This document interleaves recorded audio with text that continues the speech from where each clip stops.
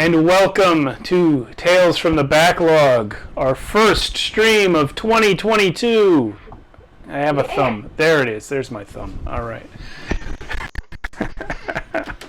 Who knows? Maybe I won't have one by the end of the year. Who knows? Oh, don't say that. Don't say that. You never know what'll happen. All right. Well, I am Steve Boshear, and I guess I will call myself the host this evening, because the lovely Mia is our game master for tonight. Hey, DM Scotty's in the chat. Hello, Scotty. Oh, no pressure now. Optimal performance. Come on, Scotty's cool. I know. We totally. Yeah. All right. So, yeah, we are going to be playing Other Dust. This is a 2d6 system by Kevin Crawford. It is more or less identical to Stars Without Numbers, which we have previously played on this channel, and except for the setting, where Stars Without Number takes place out in space about 200 years after a great apocalyptic catastrophe. Other Dust is in the same setting but on Earth. So we will be exploring it from another angle today. Why don't we introduce ourselves? I guess I'm first, according to our usual system. I am playing a character called DJ Supreme, and I am a traveling trader. And DJ Supreme is actually my name. It's not like a stage name. It's who I am.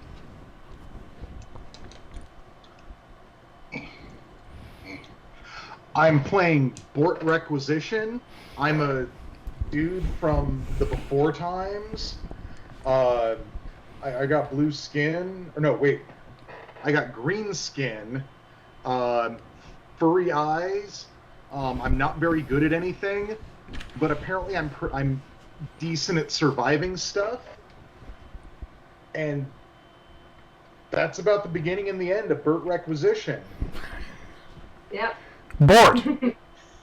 Bort. He forgets his name sometimes. That's another element of his character. Yeah. Yes, by a strange coincidence, I'm Fort.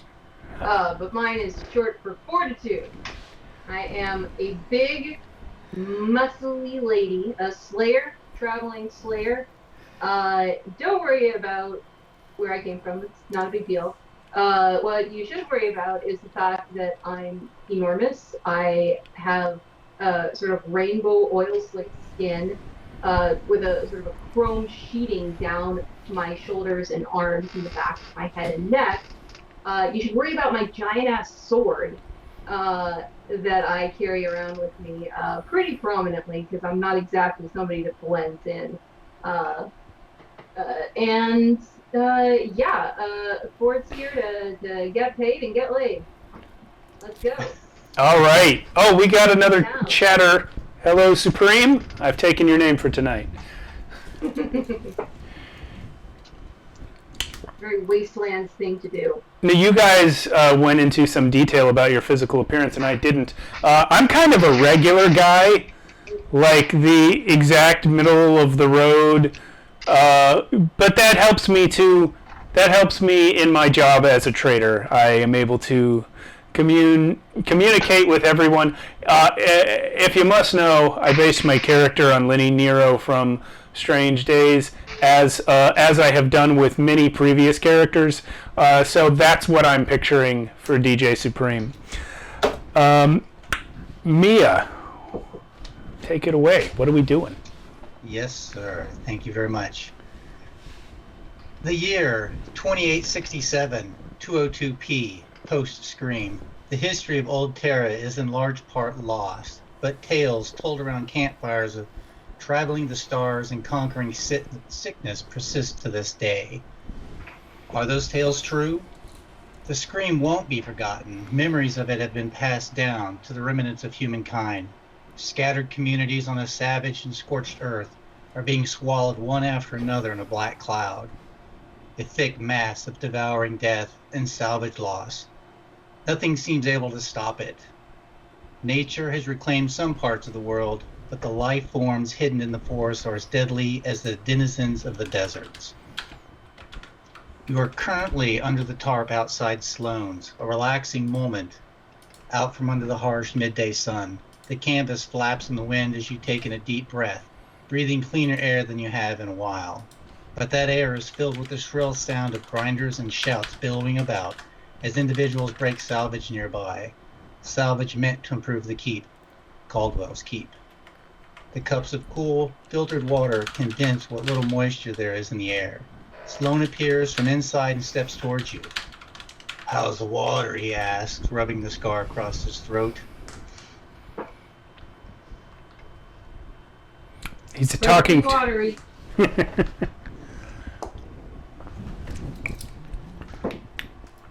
I will drink last. I don't want to... It's fine. Who are Yeah. you? I'm Sloan, the owner of this place. Owner of the place that has water, or owner of the whole keep? Just here, the saloon. Oh. No, the water's good. It's cold. He's a ragged-looking fellow with skin weather-beaten into stiff leather. There's meat missing from his left forearm, bitten off by a bear, he says. It's one of the many scars that he is proud of. He has a reputation of being a hard-time scrapper from way back. As you're speaking to him, smoke begins to plume from a filtrator pot across the street. Ain't that a shame? Hope there are pots to fix that. You know that these are air filtration devices that are used to filter out the foul air.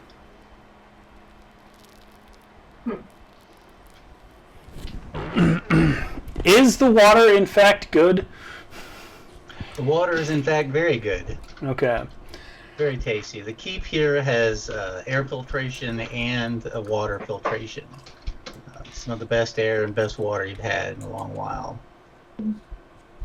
I look over at the smoke billowing up and you know what that looks like?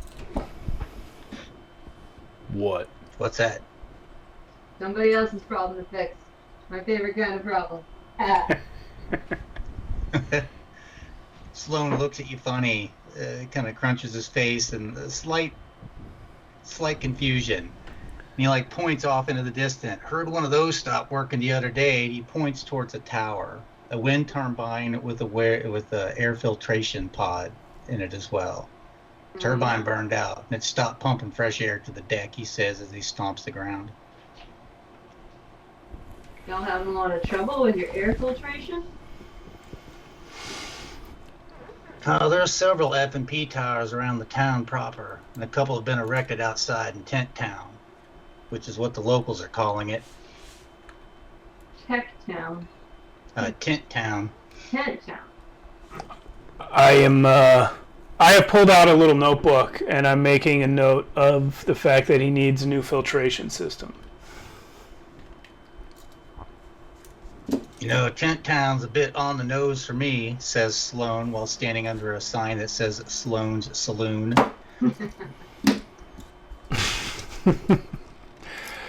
Yeah. Listen, Sloan, No. I have a question for you. Yeah, what do you want? Other than your air filtration problem, what is your what would you say are your big wants and needs here in Sloan's Saloon? We do pretty good here. The coalition keeps us pretty well stocked for some supplies. My wife and daughter, I don't know, I could ask them if there's anything they want. Y'all be out looking for salvage or what you got to offer? Well, my name's DJ Supreme, and I am a traveling trader. My stock's a little low right now, but if I were to know your needs, I could stock up on my next journey through. I do have a few things I could part with at the moment. If anybody needs some patch stems or purge stems, I have a couple of those. Maybe some old clothes. Nothing top of the line right now. My bags are a little empty. But I'd love to be able to come back and provide you with something that you need. I put myself a list together for you. I appreciate it. Look forward to doing business with you. I'll ask around, see if there's anyone else looking for stuff too. All right. It's a hard life out there. You gotta keep up those lines of communication between the different settlements to make sure everybody benefits. Absolutely, absolutely. He looks over at Bort and Fort and says, "You two, you're awfully big." Speaking directly at Fort, and then looks over at Bort and is like, "You're interesting. You, where you come from?" Oh, I come from, here and there, and, nowhere really in particular. But Bort's speaking he has a distinct accent that does not come from anywhere around here. But Bort is curious. Looking at the busted pods and stuff, are those pre-tech pods? Post-tech pods? I can't speak to that. It's something the coalition's been bringing up, providing. Let me rephrase my question. Out of character and to the GM. I have pre-techs. I have some mediocre training in pre-tech. Are those pre-tech pods that I could try and work on? Yes, they are pre-tech. Oh, well then, Mr. Sir. Sloan's the name. It's literally right there. It's on the sign Yeah, he's but I standing in wasn't front of. looking at that. I'm not always used to actually looking at things because I can just sense what's around me. All right. But You'll have to this excuse our stone- friend. He has furry eyeballs. Yeah. Yes, I do. Who do you have working on these pods to fix them up? Most of the coalition members, as you see, the ones with the gold bands are commanders. The blue guys are like the technicians, and then you got actually I got that backwards. The red are the commanders, the blue are the techs, and the yellow are like the operations guys, the security forces. Jeez, they sound like they're part of some sort of federation or something. They call themselves the coalition. As you're Big difference. Big. Federations. Yeah. As you're talking to him, you look up and see Tyson Wheaton coming towards you, sporting the fresh black eye from his fight earlier with Billings, Claiborne Billings, the leader of the coalition. Tyson wants to go out to find his son Marshall and two others who are late from investigating a possible cache of old world tech. Claiborne had told him no, that he could not go. You remember Billings shouting, "We can't afford to lose any more coalition members. You aren't looking for anything." You knew the risk, and so did he. At that, Tyson had grabbed him at the wrist, and Billings blasted him with the other hand. The small crowd around you oohed and quickly dispersed, dragging you along to other things. He walks up to you and says, "Hey, y'all, I'd like to ask you to do me a favor."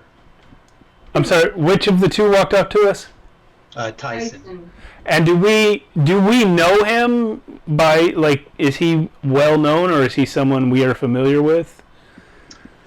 His son Marshall was in the caravan that you joined that came to town. Okay. The son that is missing. But we don't look at that guy and go, "Oh, that's Tyson." We have to know who he is, right? Well, no, we Yeah, know who he is. We saw him get punched in the face. Well, yeah, a minute ago. I meant the first time we saw him. Yeah. You got punched in the face yesterday, right? Pardon? Yesterday? You said it was yesterday they had the fight, right? Just this morning. Yeah, it was Oh, this morning okay. early. Yeah. All right. What can we do for you, sir? Well, as you may have heard earlier in that fight with Billings, my son Marshall's gone missing. I need someone to go find him. Well, I've got nothing better to do. What I'm darn good at. Well, you know what? Solve problems.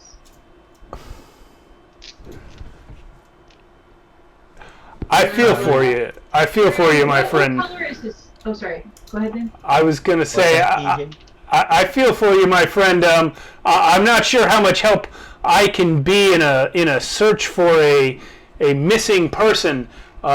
See, I'm more the kind of guy that goes from one place that he knows about to another place that he also knows about, and does business very safely and with known, safe, respectable, undangerous people.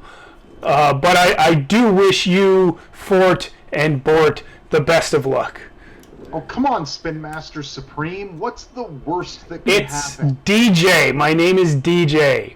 Yeah, It stands. I know what a DJ is. No, Daniel Jeffries was the full name, but my mother only wrote down DJ, and it's just my name is DJ. Yeah, I get it. Your mom could, right? Yeah. Well, yes, I come from a very educated family. She had almost all the letters. I'll find you a turntable and some speakers, and we'll get this party started. All right, you know what? I don't have anything to sell here. There's not much business in this town so far, but maybe we can get some goodwill out of this, yeah? Yeah. Yeah. I mean, y'all could stick around here and break some salvage to earn credits. Or you can go out and find some of your own. It's either you go or I'll find others. Yeah, I was gonna say your kid went off looking for salvage and stuff out there. We're gonna find when we find him. So I'm having a little trouble hearing you, Sarah. Oh, sorry. It's a bit echoey. All right. Okay. I said, yeah. You said your son was out looking for salvage. Is there any good stuff out there we're gonna find when we find him? Well, apparently there's some old world tech. Some old man told him about south of here, near old Charlotte. I might catch hell for this, but you can take my crawler if you want. So, Yeah. free crawler for the day to go salvage a bunch of old world tech that nobody else has found yet. This is starting to sound like a lot more interesting of a proposition. And definitely will look for your boy. How old is he? The missing person? In his 30s, maybe. Okay. Tyson's Can you describe him? his father. Well, you know Tyson, yeah, or you know Marshall. Oh, we were with him in the caravan, yeah. Yeah. Oh, Which yeah. I thought we had just rolled into town and Tyson was a long-termer here. Well, my impression was that Marshall was with us in the caravan, but Tyson wasn't. was not, yeah. Marshall was. So Tyson we just met here today, but Marshall was traveling with us. All right. And I'm sorry if you already said this, but at what point did Marshall go missing? Do we know that? Just a few days ago, he was due back yesterday morning. Okay. It's not like him to be late.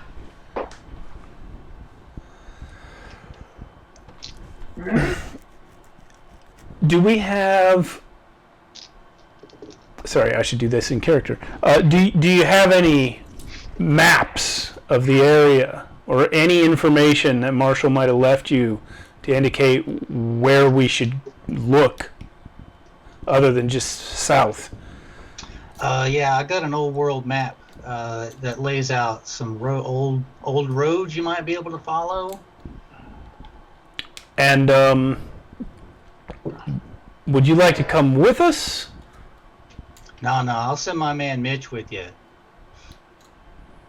Okay. I can't go. Mitch, all right. Do we know Mitch? I have not met Mitch yet. All right.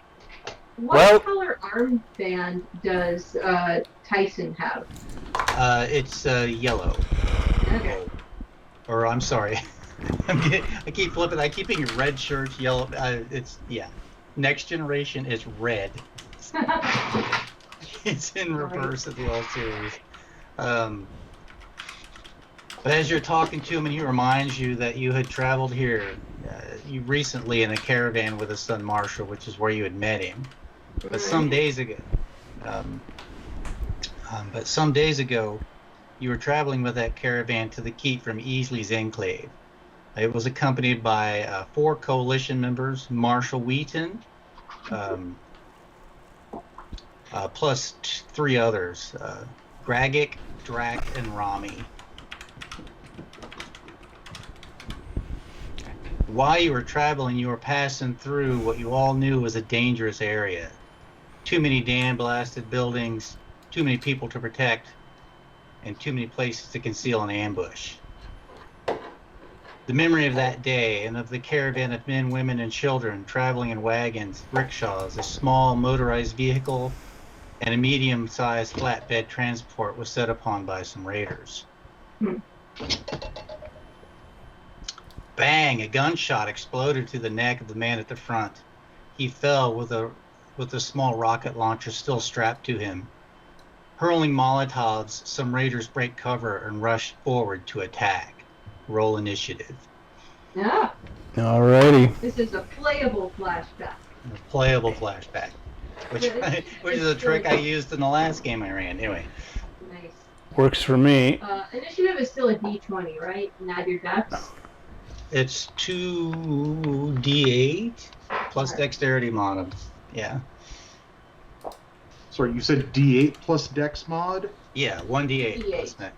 1. I'm sorry, I said 2, didn't I? But yeah, it's 1. Okay. All right, 7. 2. Also 2.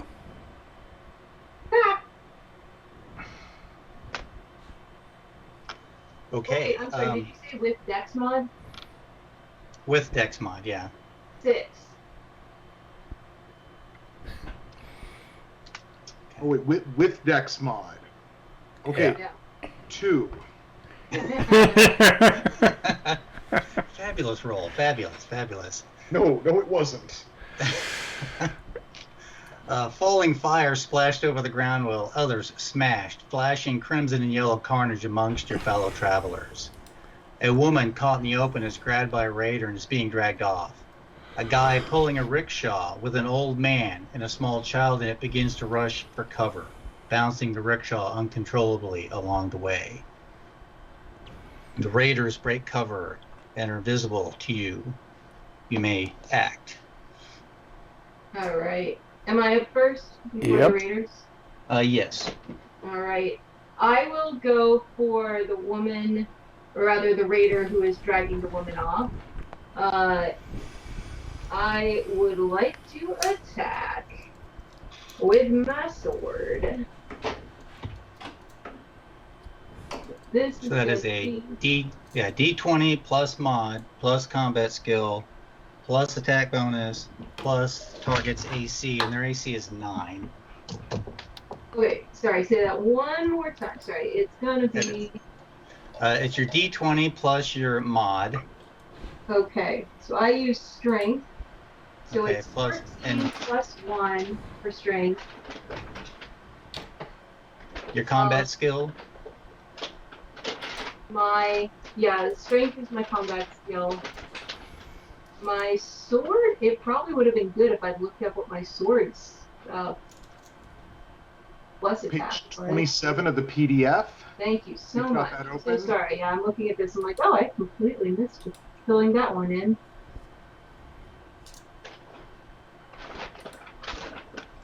Is that TL? I don't know what TL is. Tech level. No. I don't see that it has a bonus. So it's a 1d8 damage. No, it's 1d8. You're going to be using your combat primitive skill Right. with either Oh. strength or dex. Okay. So that's Thank you, Jason. got it. Okay, so my roll was 14. I add 1 for my strength. I add 1 for my combat primitive, and so that is 16. And Now I roll my attack. Yeah, your D20 My D. plus all Right, and I that. mean now I roll my damage, which is 1d8. Yes. Do I have to hit first?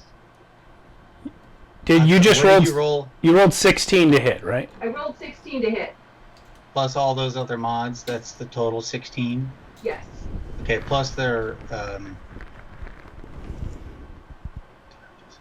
that is a hit, yes. Yep. Darn skippy it is. Raider scum. Alright, so now I roll my d8 for damage. That's gonna be a 7. Haha. Nice. As your sword comes down, you basically hack the guy's arm off. Just grab the woman, and she scrambles free, screaming in terror as the blood spatters out from his, massive wound. I take a moment to go, ma'am? And give her the wink. Of course you do.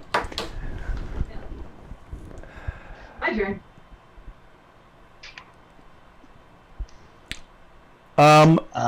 Is Go it ahead. is it us or is it them? Because Bort and I both rolled 2. You have an opportunity to break for cover after that initial gunshot, Yeah, I did. if you wish. I did. Okay. I believe one of the coalition members goes down with a shot to the leg, and the other raiders are still coming forward with their swords drawn and some more revolver fire flying about, but you're successfully taken cover. All right. So Bort or DJ, which of you would like to act first with the tie? What is your dex score, Bort? 8. Well, mine is 11. How about I go first? Go for it. I don't know if that's a rule in the book, but it makes sense to me. Okay, I will pull out my hand-forged revolver, which has a matte gray barrel, a rusty brown chamber, and a handle that is made of actual wood. And I would like to take aim at the closest raider.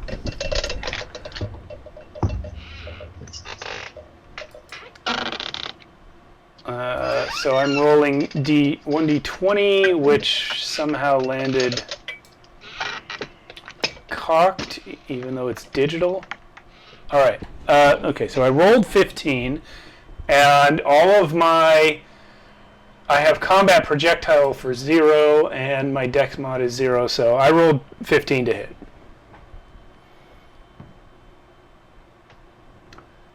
That is good enough to hit. All right, and for damage it's 1d8, which comes up 7. Again, another killing blow. I'm as surprised as anyone.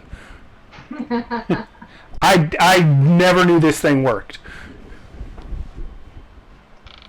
You don't want to fire them for practice just in case it's only got one shot in it, you know. So right. There was someone running off with their rickshaw or something. Yeah, there was a guy pulling a rickshaw with an old man and a little girl in it.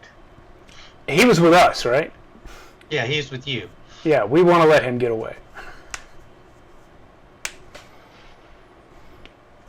Well, does he need assistance? Are they running actually away from this ambush, or are they running closer into the ambush because they got spooked? The guy pulling it is just running, yeah, with the rickshaw behind him. I want to try running after them to make sure they get away, to make sure they're safe. Okay. I don't know what I need to do that. Just say that you did. That's good. Okay. That's what Bort is doing. Gunshots are fired from other members of the other coalition members, taking out another 2 of the 8 visible raiders. As the rickshaw bounces about, the little girl is thrown clear. Her stuffed animal flings free of her hands. We are back to the top, to Fort. All right. I'm looking for the leader.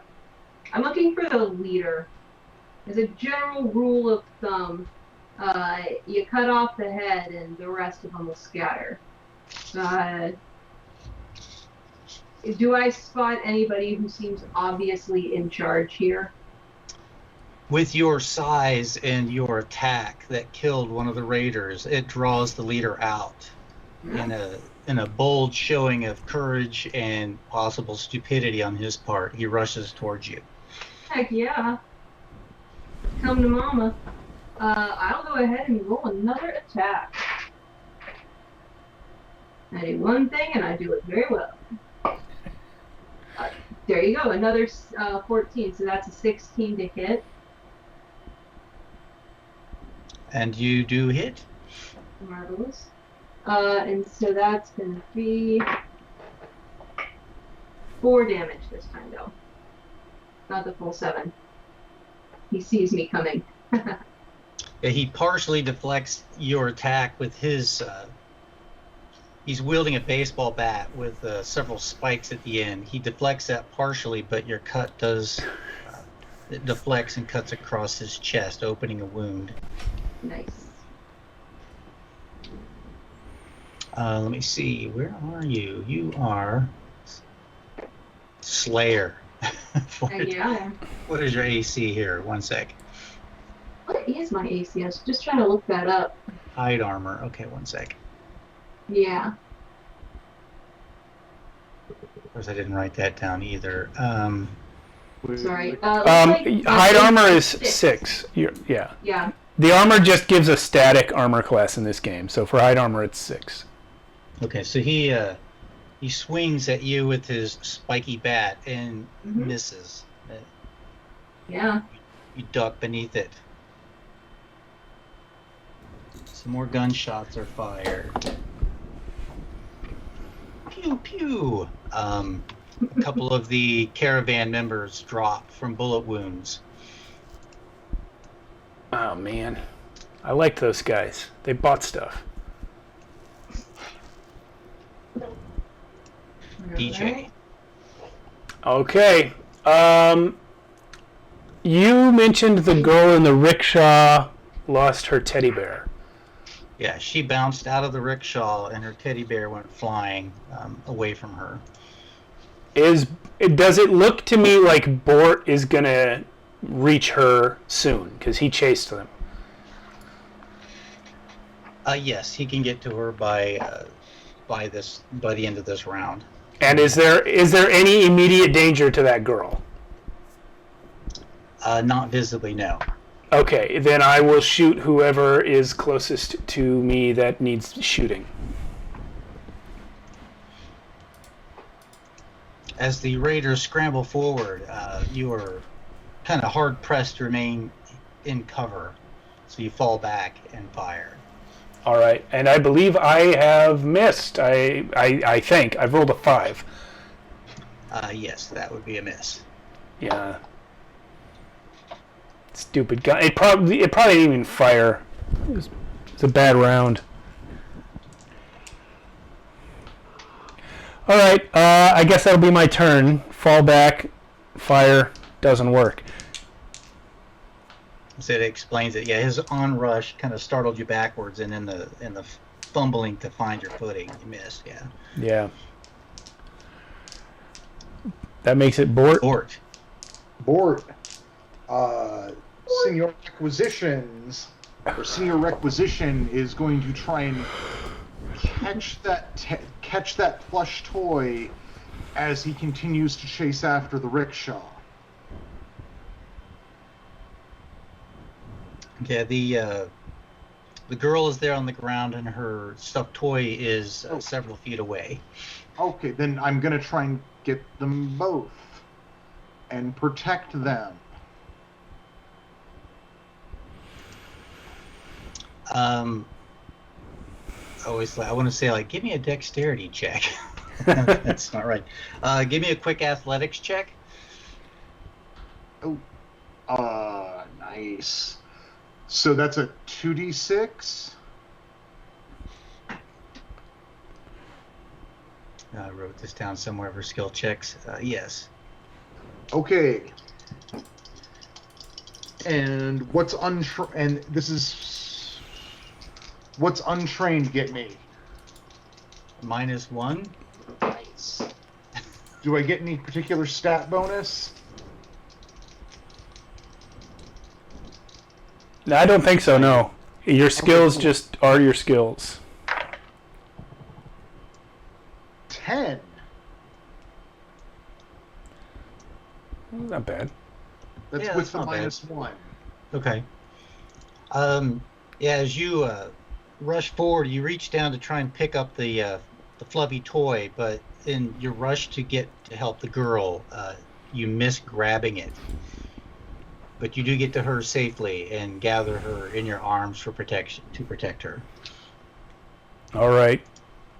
DJ is just keeping an eye on that bear. There's something about her dropping the bear. He can't deal with it. He's got to make sure she gets it back. Well, of course, right now he's being shot at, but in a minute. Violently trundling further, the shaw topples over, spilling the elderly man to the ground. Leaving his charge behind, the guy scrambles directly into the path of one of the flung fires. Screaming, he falls and dies. The stench of his burning flesh penetrates your nose. Oh, man, that's a shame. Jeez. Fort, you're up. Is anybody else on the caravan doing anything? These other coalition members? Some folks have broke out some revolvers and some various melee weapons that are trying to fend them off. I'm rolling for that in the background, so yeah, there's a couple of raiders that have fallen to gunshots and are getting smacked about with baseball bats. Okay. But there are still a few left, yeah. All right. Well, I'm going to War never yell changes. at the leader. Give up! There's no easy prey here. Leave, or you die. And I'll take another swing at him. Is there any sort of intimidation skill? That's a good question. I don't think there is. Persuade, I guess, but yeah. Yeah. Is there like a help action or a help skill? Because I have decent persuade, not great. Yeah. It's not really so much a persuasion Right. as it is. Hold on, what's that? Out there. I do have leadership.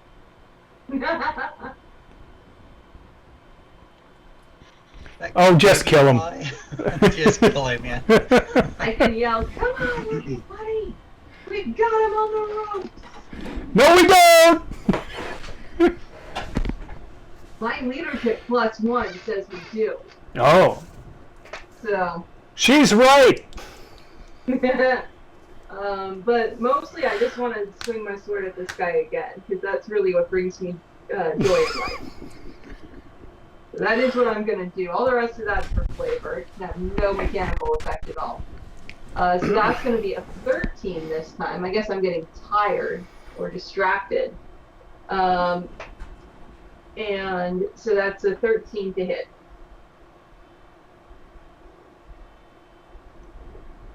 That is also a miss. A miss. Okay. Just barely. Getting wise to my tactics. Alright. Well, is there anything else I can do on my turn? I assume I only get one action. Some yelling for fun. What would you like to do? I don't know.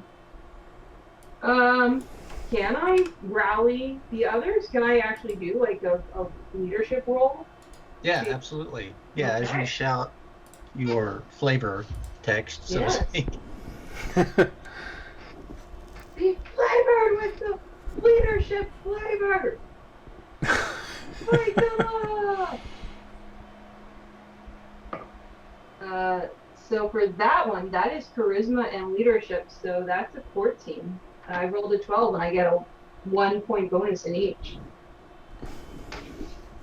So I Yeah, don't know how that works on a skill check. you hear the resounding shout of the others. Yes, let's fight these guys back. Ah.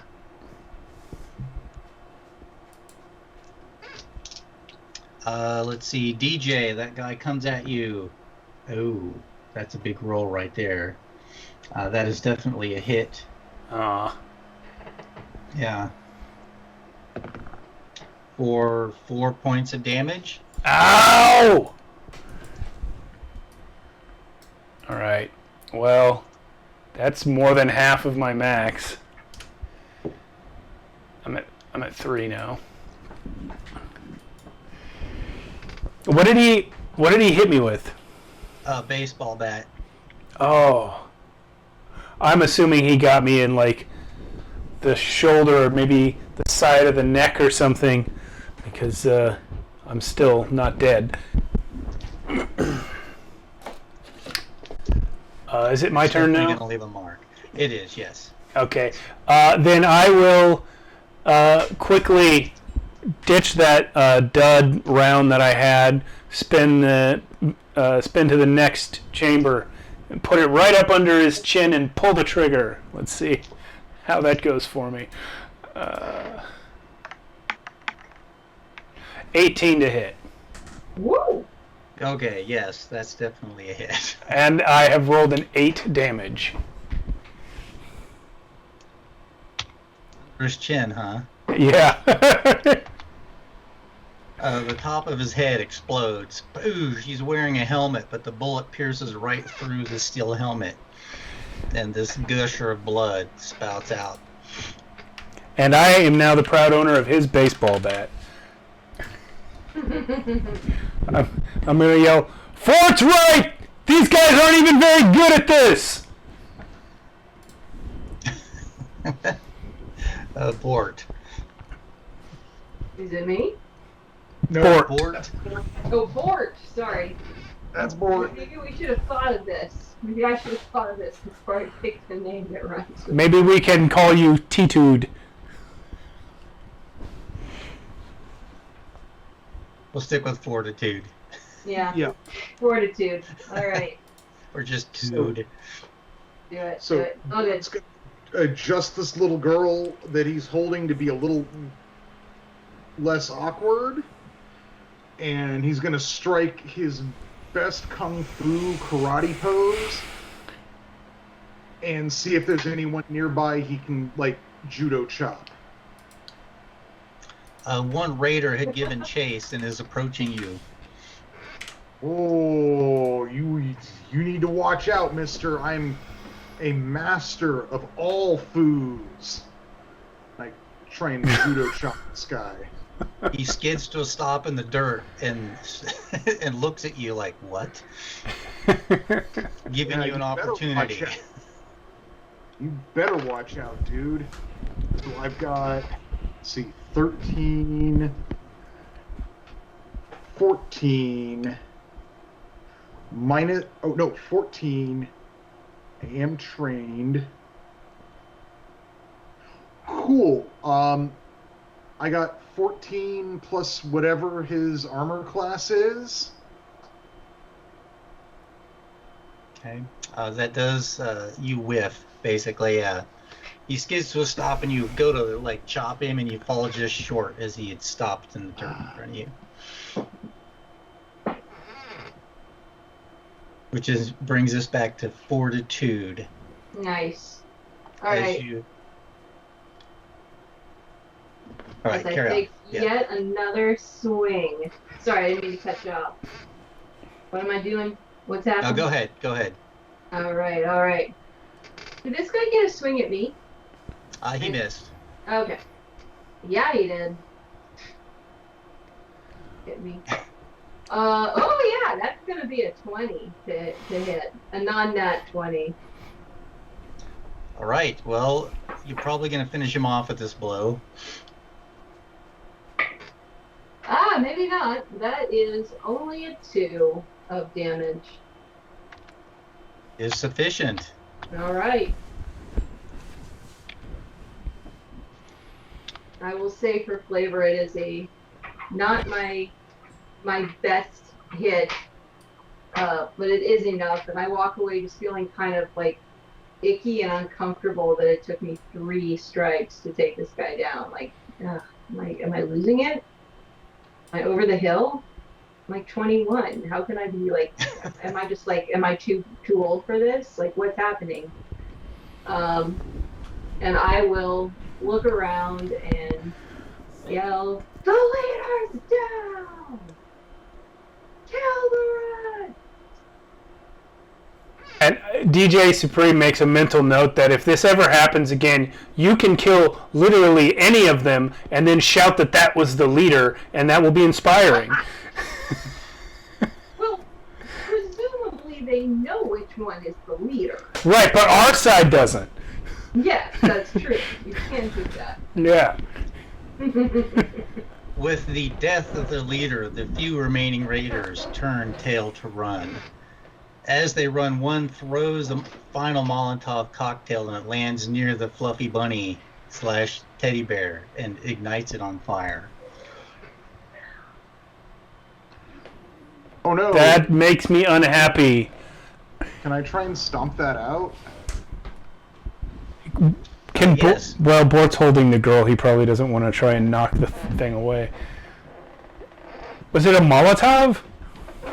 It landed nearby and splashed fire onto the stuffed animal. Okay. I would also like to shoot that man who did that.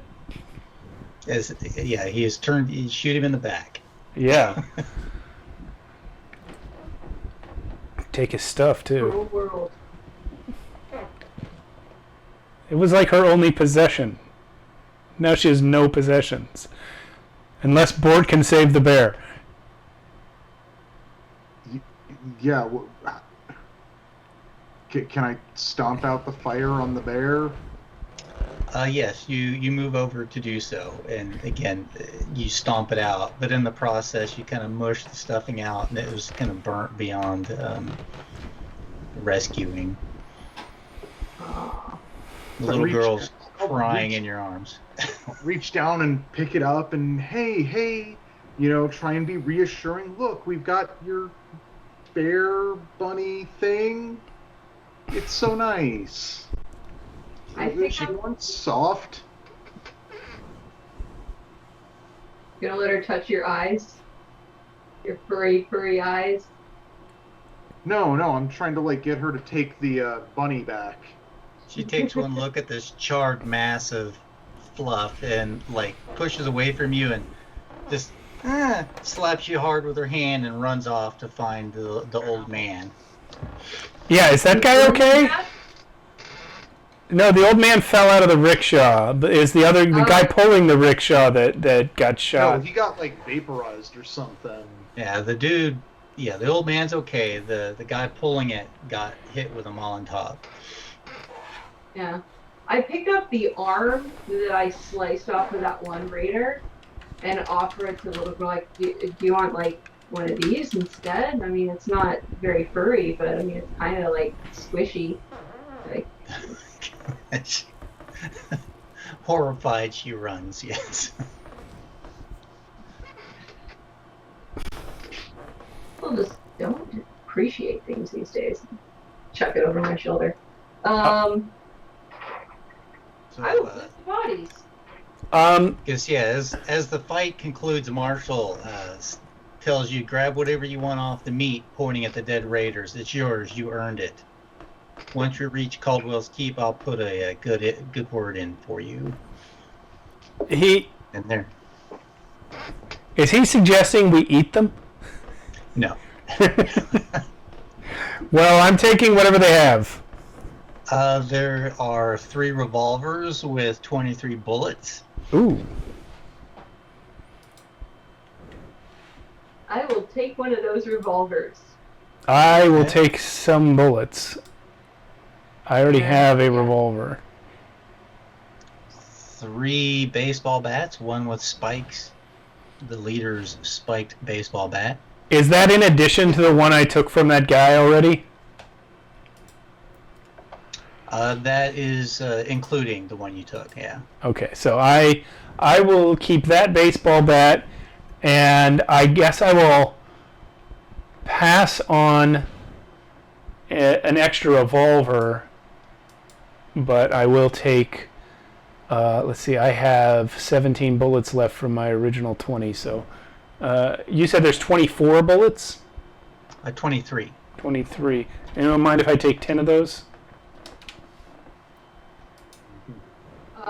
I mind. I'm not that great at math, but I can tell that's more than a third. And this is in character. Well, okay, yeah, but like it's like my only means of protecting myself is this revolver. I mean, you got the big ol' muscles. I will grab exactly. I'm assuming this is like a 6-shot revolver. I'm looking for the stats. I'll be happy with 5 of those. I'll just take 6. I'm just gonna grab 6 and glare at you, DJ. I don't need any of them, so you can just split those amongst yourselves. Okay. I dropped the loot list in the Discord. Thank you. Oh yes. There's also those of you in the chat, come to the Discord. Didn't say that before. there's also a breech load rifle amongst them. Oh. Ooh, I'll take that toolkit. And how fancy is this lantern? It's like an electric lantern. One of the power cells would power it. One of the B+ power cell? Yes. Mm-hmm. Ooh, And in the scuffle, as dirt got kicked about, an energy weapon was revealed beneath a rock. One of you finds a 1d8 energy weapon. I don't have proficiency with that, or whatever we call it in this game. Does it? Do you guys? No. Neither do I, because that's combat Does energy. anyone- Yeah. No, I got Does nothing. anyone want these spare parts? Can I take those? 11 spare parts. Yeah. Yeah, you can take them if I can. No, you can take those. I assume we're each taking one of those shields. I'm not. What am I going to do with a shield? Well, then you take the spare parts. Neither of you guys is taking a shield? Then I'm taking 1 for me and 2 to sell. I'm gonna take the spiked baseball bat, and as I mentioned, the revolver. Did somebody grab that? Let's see. Yeah, I'll pass on the energy weapon. Well, I'll take that then. And You grab those things to sell. yeah, is my job. You should grab those rations, too. Yeah, I figured we'd split the rations. Everyone needs to eat, right? Yeah, we can split the rations. There's 8 of them. That's not divisible by 3. But since I got 2 shields and an energy weapon out of this, I'm happy to be the one who takes 2 rations. All right.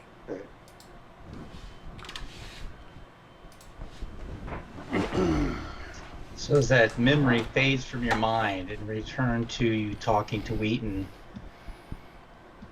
he looks at you and says, "Turns out the old man that you saved was treated with what he called longevity nanites. Says he's nearly 300 years old." He kind of scoffs at that. He's like, don't know about that. But Billings took him in as an advisor. Before he could be isolated That's when he told my son Marshall about the tech down near Charlotte in a city called Gaston. Claims there's a pretty good cache down there. Bort, you're from wherever you're from. The I am. longevity nanites, is that real? I mean, they were pretty expensive. I mean, it was only like, the richest of the rich people that could get them.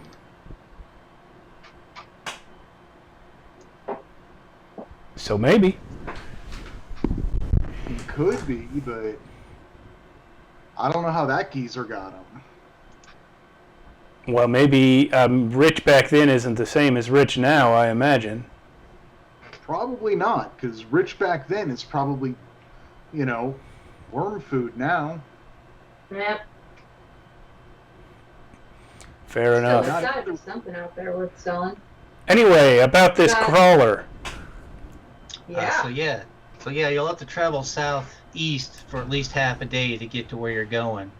Come here and check out my crawler. All right. It's a six-wheeled vehicle that resembles I don't mean to brag here, boys, but I am mediocre at vehicles land. Just saying. Well, then you're better at it. Then you're better at driving than I am, because apparently That's I right. forgot my license. Right. I am mediocre at vehicles grav. Just in case we come across one of those. Uh-huh. some sort of gravitic lifter. Yeah, I know how to pilot those. I think that's kind of like having your forklift certification. Like, it's never useful except when it is. Mm-hmm. The crawler has a hatched roof with a mounted gun on its sort of on top that swivels. It can't fire behind the vehicle. There's about a 90-degree angle behind the vehicle that it can't shoot at, but it swivels and can be fired. And it also has a tow arm on it. On the rifle? On the vehicle. Oh. Well, that would be an interesting piece of tech, though. Would be. It's A like, rifle that can tow things. So y'all could either leave now, it's about midday, you could get there by nightfall, or you can leave first thing tomorrow morning. I have Me and Mitch. Oh, sorry, I didn't mean to interrupt you. I thought you were done. Oh, go ahead. I was just going to ask for some clarity. Earlier you mentioned 3 people who were on the caravan with us, Gragic, Drac, and Rami. Yes. Were they in the fight scene we just played out, or? Yes. Mm-hmm. Drac took the shot to the leg, but survived. Yeah. Okay, so they were not the characters that we focused on. The rickshaw full of people.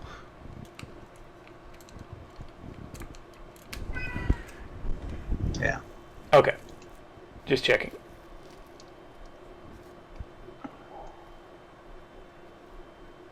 So again, would you like to leave tonight or in the morning? If Mitch is here, I say we go right away. Yeah. Yeah. I agree. I don't like sitting around when there's something to do. I immediately get behind the wheel. Nobody stops you, except maybe Yep. Mitch. I don't know. That's not up to me. Mitch goes to say, he's like, well, you think you can drive this thing? Definitely. As I understand it, definitely she is think I can competent. drive this thing.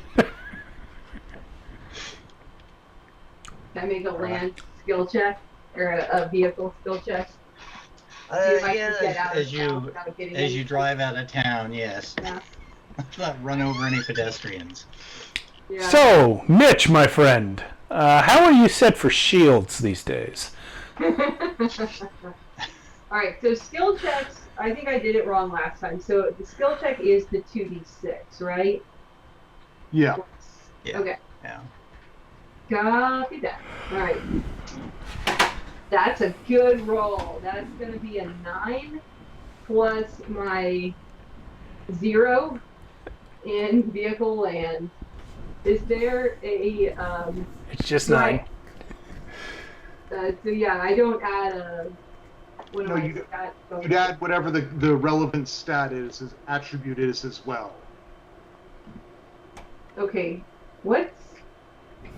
can that stat not be dexterity? Well, actually, it's funnier if it is dexterity. And so that's going to go from a 9 to an 8. Shouldn't be too bad. One Yeah. sec. My apologies. I need to pull up something here. It's still pretty high.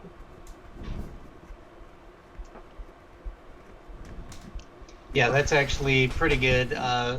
Some people scramble out of your way so you don't run them over on your way out of town, but you successfully drive out of town and are venturing south along the road.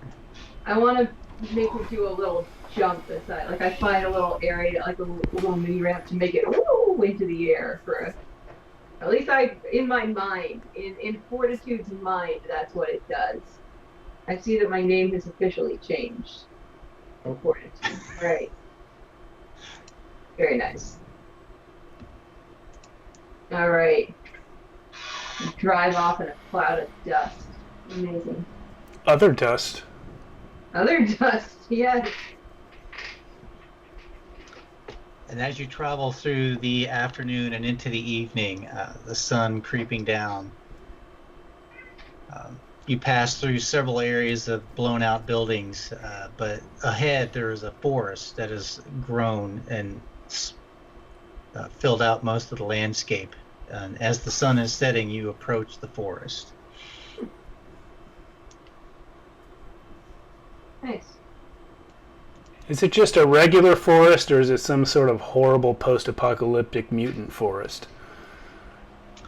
It's a pretty gnarly forest. And you do know that the creatures that live within said forests can be pretty nasty. Well, I guess we should go ahead and load up all our revolvers. Who took that rifle? That's a good question. I thought you took the rifle. I thought Bort took it. No, Bort took no weapons. Okay. I took the rifle then. No, I took power cells and spare parts. I am more dangerous than all the rest of you. The headlights of the vehicle reveal a relatively clear road ahead. Okay. But it is a bit tight, so give me another driving skill check. Yeah. I will have my brand new rifle and a revolver at the ready as we head towards the scary forest. That is again a 9, and holding a 0 for my vehicle land check and -1 for my dex, so that's a 8. It was a total of what again? I'm sorry? Total of 8. 8, okay. Yeah, you do successfully maneuver into the area. You scrape the side against a tree or two. Some low branches knock the mounted gun about a bit, to which Mitch climbs up there and screws it loose and brings it inside the cabin. Mm-hmm. Okay. How is Mitch doing? Like, we've been hanging out with Mitch all day.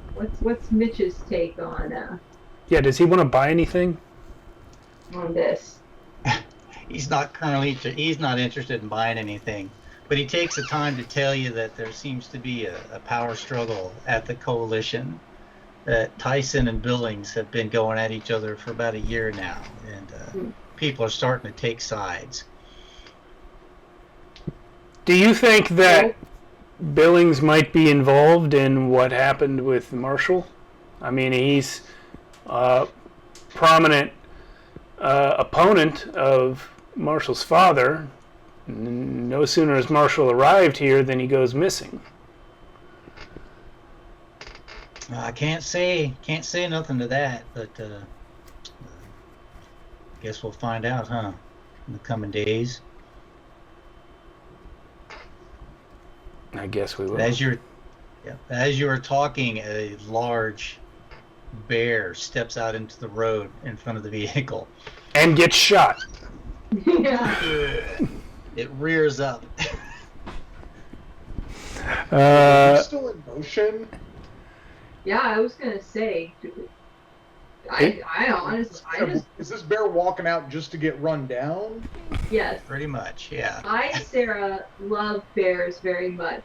Fortitude runs this fucker down. Yeah, what is the, how does it work, bear versus crawler? I don't really know how powerful of, what the horsepower is on this. Is it like a tank? Like what? It will easily knock the bear aside. All right, well, and he is of no consequence to us. Yep.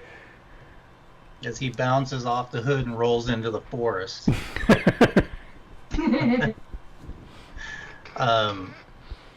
Another one appears just to the side of the vehicle, and it reaches out and claws What the hell?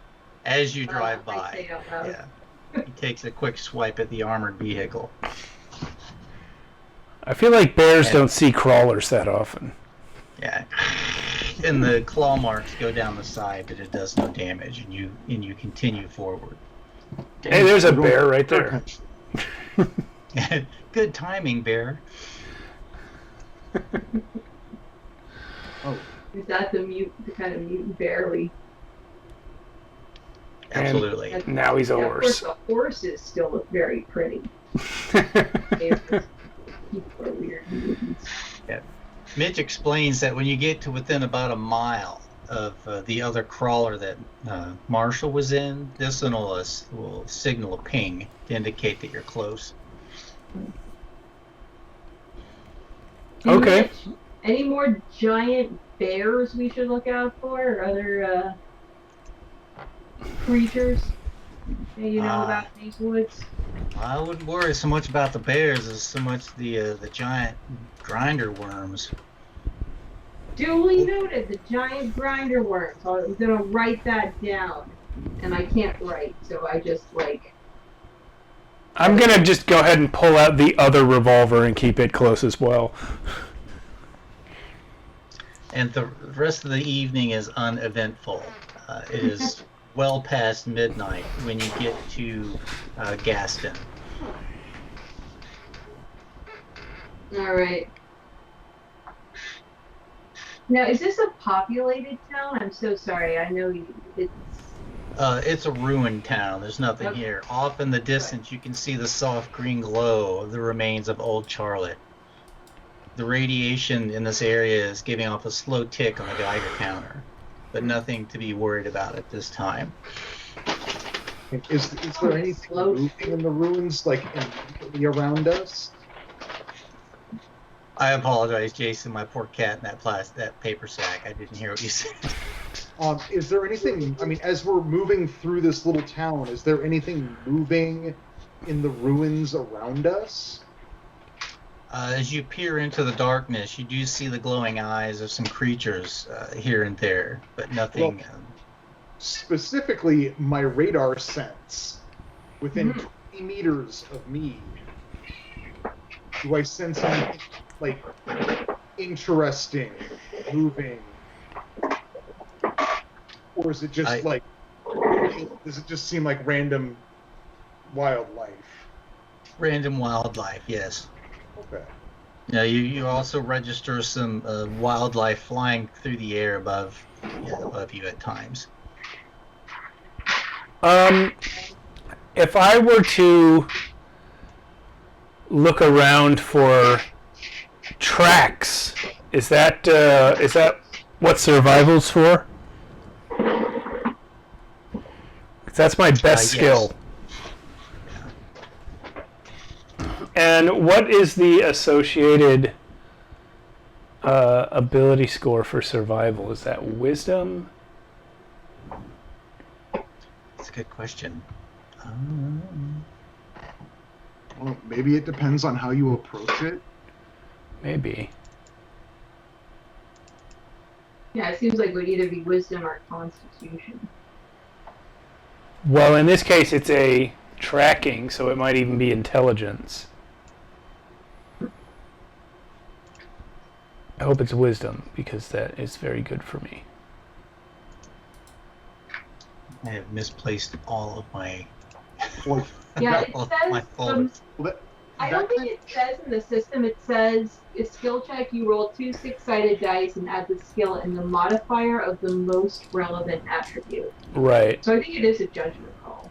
Well, what do you say, Mia, for tracking footprints or whatever? Spore. It's pretty late at night, so it's hard to see anything. But I would say intelligence ultimately.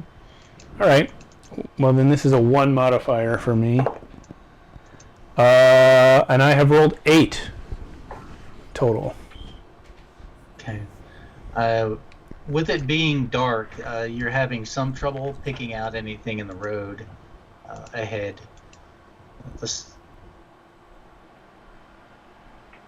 Maybe when the sun comes up, you might have an easier go at finding what you're looking for. Okay. We can sleep in the crawler, I guess. Just what I was about to say. Are there locks on the crawler doors? Yeah, it's sealable, lockable. All right. Yeah. I assume that they've obviously already been locked because we're not driving through the wilderness with unlocked doors. But I make a point of hitting the lock again to make sure that it is closed. And we should checking. we should set watches, and I will volunteer this fine rifle that I acquired for whoever is on watch at the time.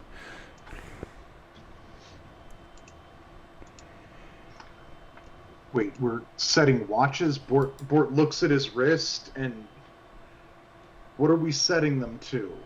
Bort, that means that we are each going to take turns staying awake to keep an eye out or a sensory organ out in case somebody or something dangerous comes along. I did all the driving. Y'all can take the watches. I'll take first watch. Okay. I feel like I'm relatively awake right now. And how far are you able to sense? Oh, about 20 meters or so. Honestly, that's further than we can see in the dark, so that sounds fine to me. And can you sense things from inside the crawler, like with the windows up? Are you still able to? Well, we should probably, it'd be easier for me to sense if we, maybe pop the moonroof a bit. All right, just for your watch, we can do that. Okay. Otherwise, I think we should keep it closed for safety.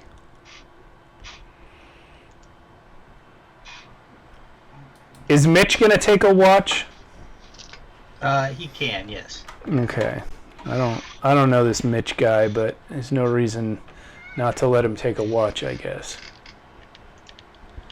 You don't know us that well either. You're right. But there's something different about Mitch compared to you two that DJ Supreme can't quite put his finger on. It's almost as though he's not something that you two are.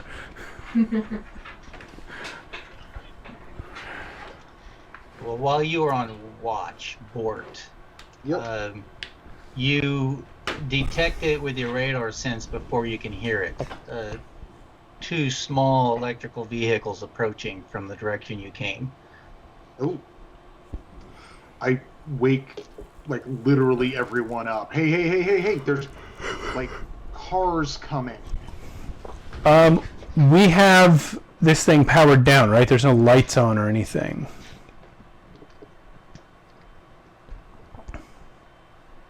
Right. It's up to you all, yeah. Yeah, okay. I think makes that's sense. what we should do. We don't want... First of all, we would anyway to save power during the night. But yeah, we should be as invisible as we can here. Yeah. I didn't ask where we parked the vehicle, but how far away are they? I will say in character to support. Close. Within rapidly. Within 20 meters. Yeah. Yeah, you can, as you're discussing it, you see 2 headlights come around end of one of the buildings near you. and the headlights fall directly onto your vehicle. Oh, so much for hiding. And they pull up and stop, and someone shouts, it's like, Mitch, you all okay in there? You know who that is? I say to Mitch. Yes. It's like, that's probably Strack, one of Billings' men. And if I know Strack, he's got Delco with him. We'll answer him. Yeah. All right. Strack, is that you? Yeah. Do you mind if we come over there? I know you got some new folks with you in there, Mitch. You think they'd be okay with us? Bort, am I correct in thinking that you're completely unarmed? I mean, I've got a couple grenades. Right. That doesn't help in this particular situation, as we are all in the same vehicle together. I also have furious fists. I would like to pass you, just for now, this energy weapon to borrow. Okay, Bort takes it by the barrel. No, I'm going to show you which way to point it and how to use it. Point it this way. I don't know exactly. Yeah, but you point it away from you, but that's not the part you point. You got to. Here's the handle. See? Oh. Well, this comedy routine's going on in the background. I'm going to yell out, "Yeah, there's some new folk in here. What are you all doing out here? Middle of the damn night. And do you have any material needs I might be able to help you provide for?"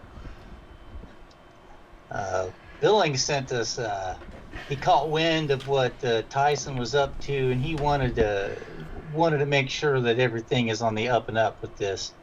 So we're here to keep an eye on you. Well, we're just out here looking for Marshall. Yeah. Yeah, we can help you find Marshall. Great. You go to sleep in your car, we're going to go sleep in ours, and we'll all be a big happy search party in the morning. All right. Sounds good to us. Don't mind Fortitude. She always has that suspicious air to her voice, except when she has a violently angry air to her voice. But she means well. We thank you for your help. My personal voice. I just haven't had my beauty sleep yet. She does need it, or she will start ripping arms off.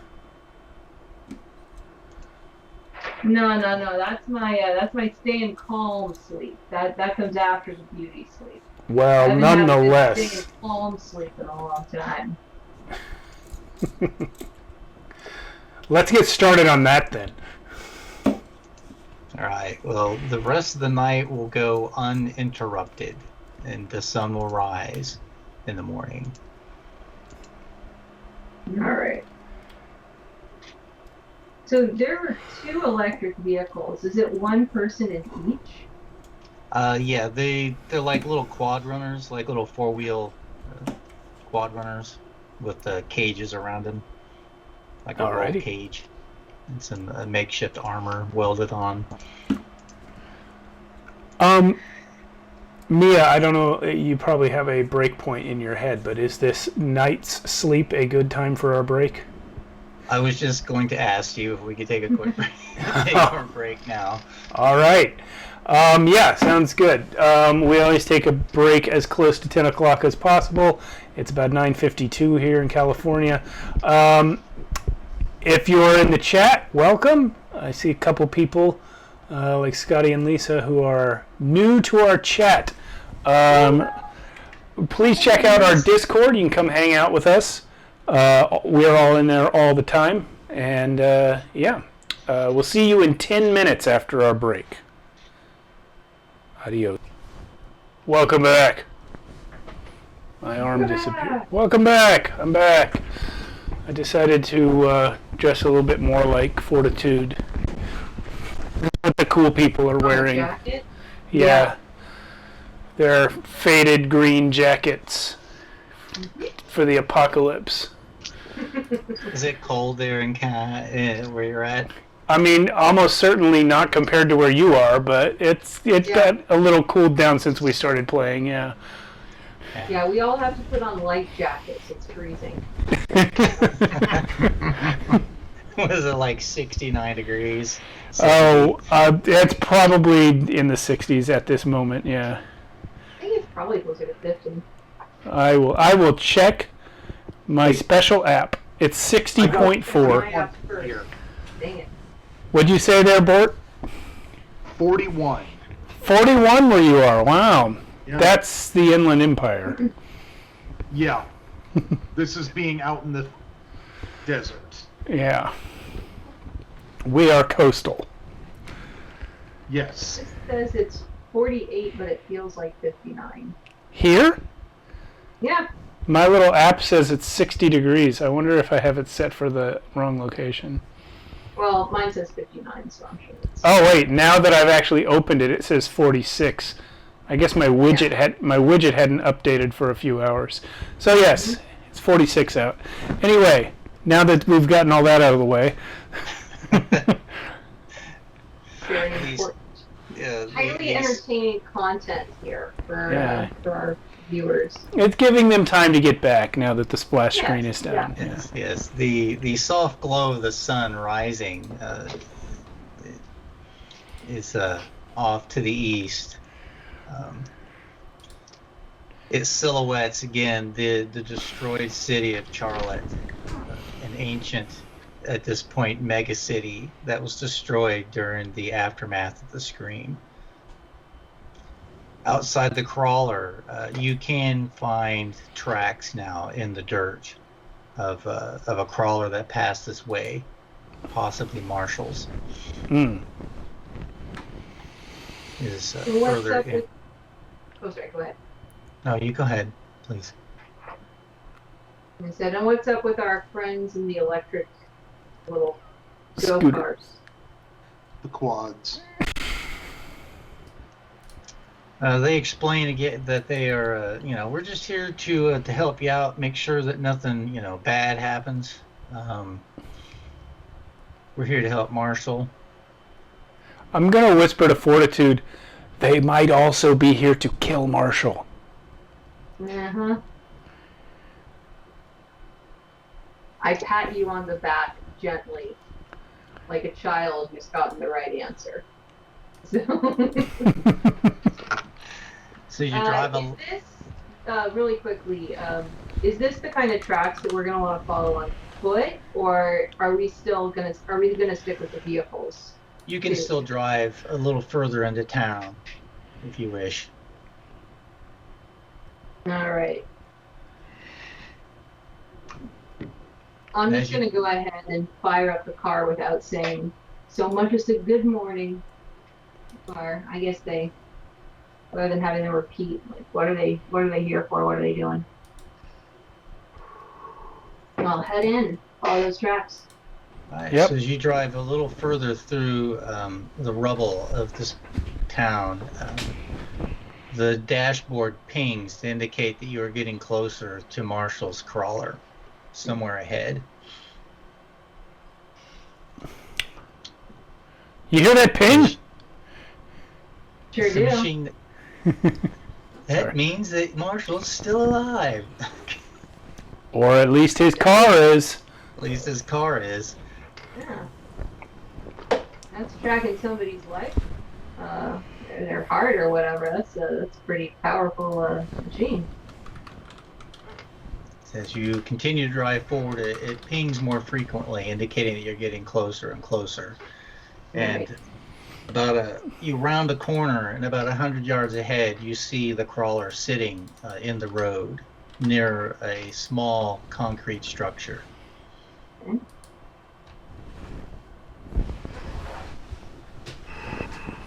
I will pull up a safe distance away from Marshall's crawler. where I am probably about 20 meters is too far, like maybe 8 meters back. And just kind of stick my head out, stopping to make sure that the boys behind me don't look like they're about to imminently, start firing.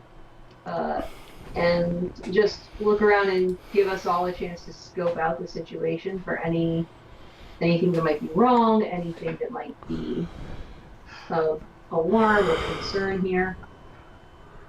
What's this building that Marshall's vehicle is parked near? It is a concrete structure, roughly 20 feet by 20 feet square, with a large door. Single story? Roughly maybe a story and a half, a little more than one story. Okay. As you approach and get a better look at it, there are 2 dead bodies lying there on the ground near the door. Mitch, you know those guys? It's like I can't get a good look at them from here. Granted, Marshall came down with Gregik, Drac at that wound from the other day, and Rami. All right. I can't tell from here. I'm gonna get out and check on them. See if I can. I'll walk up to them, see if I can identify them and how they died. I would like to follow Spin Master Supreme, just to keep it better, just so I can keep a better sense on things around us, just in case there's a nearby ambush of some stripe. Your radar sense is picking up no movement at this time, but as you do step closer, you see that there are several burn holes through parts of the crawler. Burn holes like laser blasts went through it, or burn holes like it got on fire? Precise burn holes like laser blast. I would like to turn my attention back to the 2 guys in the vehicles that followed us. Strack and Delco. Are they carrying energy weapons? They each have an energy weapon on the belt, yes. Who are the bodies? As you approach the bodies, one of them is Drac and the other is Rami. And do they show energy weapon burns on their bodies? They do. They do. And do they have anything valuable on them? There is a small data pad lying there on the ground. Oh, I would like to turn that on and see if there's any information on it that is helpful to our situation. Yeah. Also, Real keep quick, it. oh. And while he's doing that, I am keeping an eye on the 2 guys. I assume they're right behind us, right? Like they parked behind our vehicle. Yeah, and they've gotten out and they're marching kind of up where you are at, kind of keeping a safe distance, but behind you. Like I stayed with the vehicle. Okay, well they kind of come up beside you then, and they kind of look up at you and look back over towards the others. DJ, you notice some blood around the corner of the building on the left side, the right side from the door that's there. Bort, your radar sense picks up the shape of another body nearby in a culvert, a crack in the ground. Ooh, hey. To the left of the building. Spin Master, there's another body, and I point towards where the other body would be. Oh, okay, you do. All right, thanks, Bert. I'm going to go look at the other body. Okay, sure. As you switch on the data pad, though, and are looking at it as you walk over to investigate the crack in the ground, it just has some numeric information on there that's you have no idea what it's for. looking at it. You have computer skill, right? Yes. Yes, I do. You know, that might be related to codes for the door code, as there is a keypad on the door. Ah. Okay. As you So approach the culvert, sorry, go ahead, Steve. I was just going to say I will file that away mentally for now, and then continue to go find this body that Bert pointed me to. As you all right there? Or... Yes. Yes. I just got it. Okay, I think I just got it too. Then she said that. All right. Anyway, as you approach the crack in the ground, it's low enough and big enough that someone would have to like crawl into it. And as you get down on your hands and knees to peer within, you see Marshall lying at the bottom. Is he full dead? I can't tell from where you're at. Hey, Marshall! As you shout down to him, you hear him groan and slowly take in a deep breath. He's like, "Oh, who's there?" And he struggles to turn his head. Real quick, just to cut back to us, I'm assuming that I have kept Mitch with me. Like, these two guys have gone out exploring. Mitch and I are with the car, and so the two, Strack and Delco, and us and them. So we're two on two over by this vehicle. And as I see these guys yelling for Marshall, I'm just gonna sort of casually draw my sword and just kind of start, checking out the blade like I'm checking it for dents or scratches or something. They each And take just a half step occasionally, away from you. Giving the eye to Strack and Delco. They each kind of take a half step back and rest their hand on their energy weapons, but continue to look off towards DJ and Bort to see what they're doing. I would like to repeat Bort's question. How far down away from me is Marshall? Oh, sorry, I didn't hear that. About 15 feet. Okay. Roughly. In that case, when he groans and moves, I'll wait until I'm sure that he's aware of me, and I'll try speaking to him again. He looks up to the light that's now filtering through the crack, and he blinks against that, the dust that's falling around him. It's he looks. It's like, don't I know you? Don't I know you? Yeah, it's familiar. We were in a caravan. It's your old friend DJ Supreme. Oh yeah. Oh goodness. God, is everything okay up there? Rami died. Are you okay down there?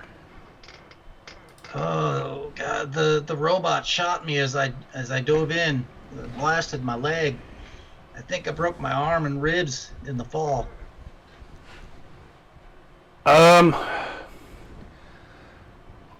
right. You know what? We can work out price later. I've got a patch stim here. Can I drop it down to you? Can you apply it? He shuffles his body. Oh, ugh, and it sits up as best he can. Yeah. He clutches. How difficult does it look like it would be to get down and back out of this culvert? Fairly easy. I mean, it's big enough to crawl into, and it's pretty spacious down inside there. Yeah, I'll just take that stem and climb it down to him. Okay. Okay. Climb down and apply said stem and say, "Oh, thanks, man." And he looks at you, the robot out there. We didn't see any robot. We're here with Mitch, DZ, and Dozer. I know Mitch. I don't know a DZ and a Dozer. Yeah, I don't remember what their names are. They're that guy's boys that aren't your dad. Oh, some of Billings' men. That sounds right. Your dad sent us out here for you. We met them once we got here, or on the way. Do you got any quarrel with them? Bort actually studiously doesn't shout? No. Gosh, help get me out of here. We gotta go before the robot comes back. It was just some robot. Yeah. I'm gonna help. I'm gonna start helping him get out of the culvert. Oh, he groans as you work up, push him up, carry him through. I say, yeah. Drac was having some trouble overriding the door. His first layer of security, and he must have activated the bot. Oh, we heard it coming, but didn't stand a chance. Drac and Rami died as they ran. I don't know what happened to Gragic. I sheltered here behind the building, but that thing flew up over the top, and I dove into this crack, and it hit me on the way in. Wait, it flew up over the top of the building? Yeah, you wouldn't think that thing with 4 legs could fly, but it definitely hovered. Well, that's fun. I wonder if it's some kind of quadcopter. I've seen videos of those, and they're imminently dangerous. All right.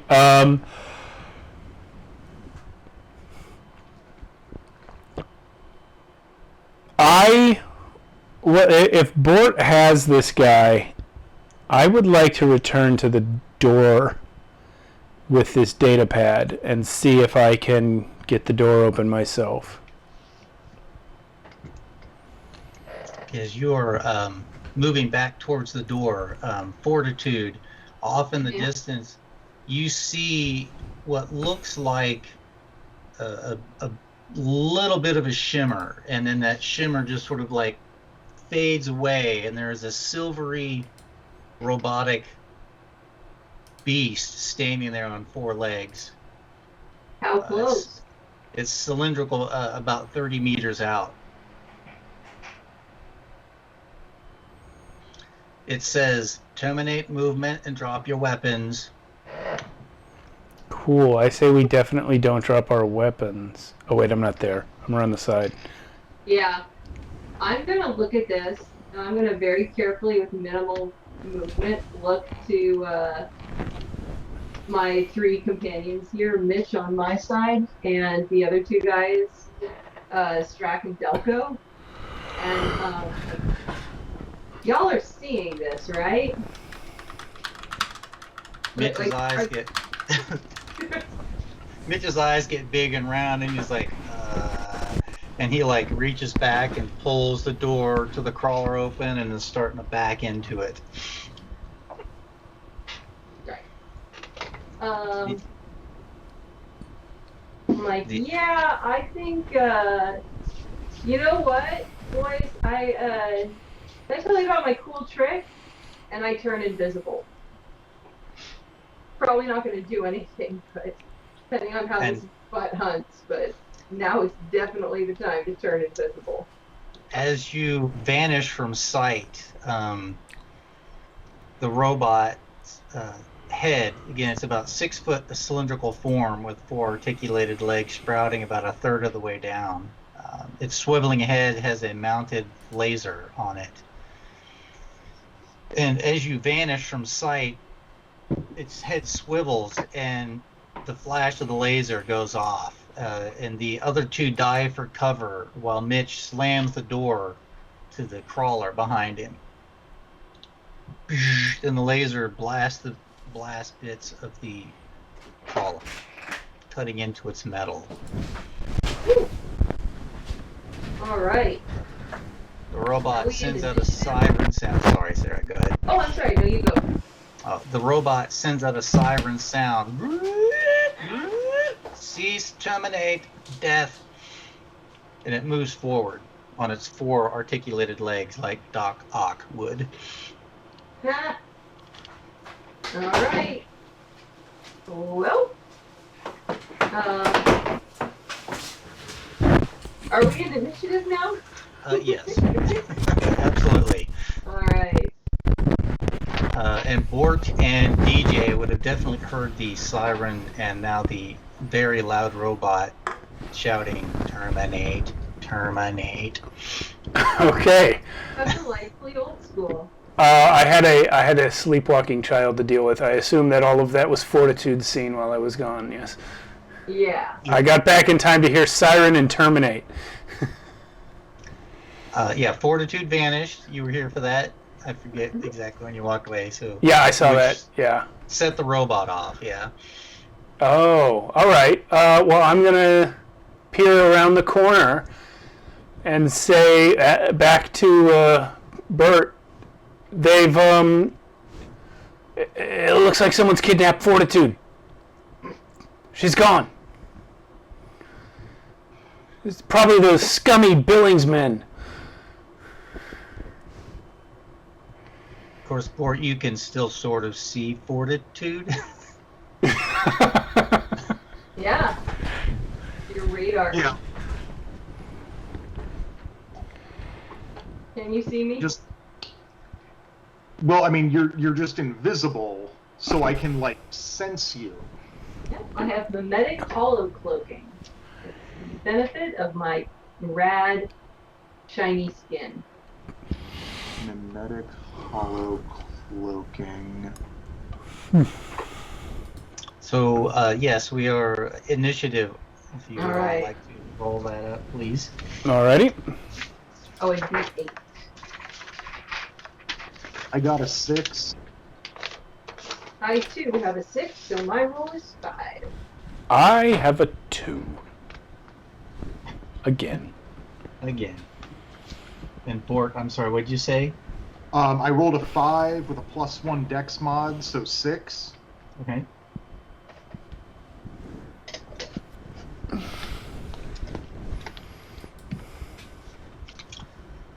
Okay, the two henchmen dive for cover and open fire at the robot. Oh, missing, and one misses and one hits. Phew, looks like it just sparks off the side, but it leaves a scorch mark on it. Fortitude, if you're in a position to see that, you see that scorch mark where the laser or the discharge from the blaster hit it. Nice. Okay. We will go, let's see, Bort. I'm gonna try, like... What the fuck is this guy's... Is that the I'm gonna whisper, that's the robot that got you guys? Yeah, that sounded like it. And I'm gonna start maneuvering around the far side of the concrete structure. I want to put the concrete structure between us and this robot. Alright, so taking cover. You help Marshal hobble along.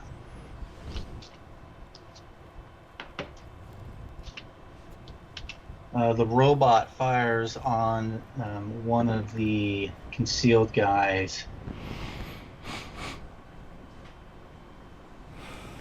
And hits him. Oh, that's lovely.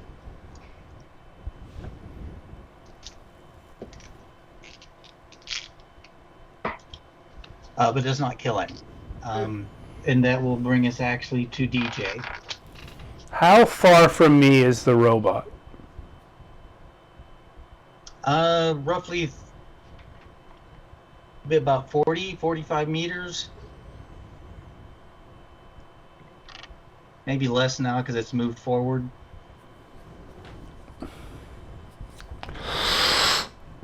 And what is it? What is it shaped like? It has 4 legs.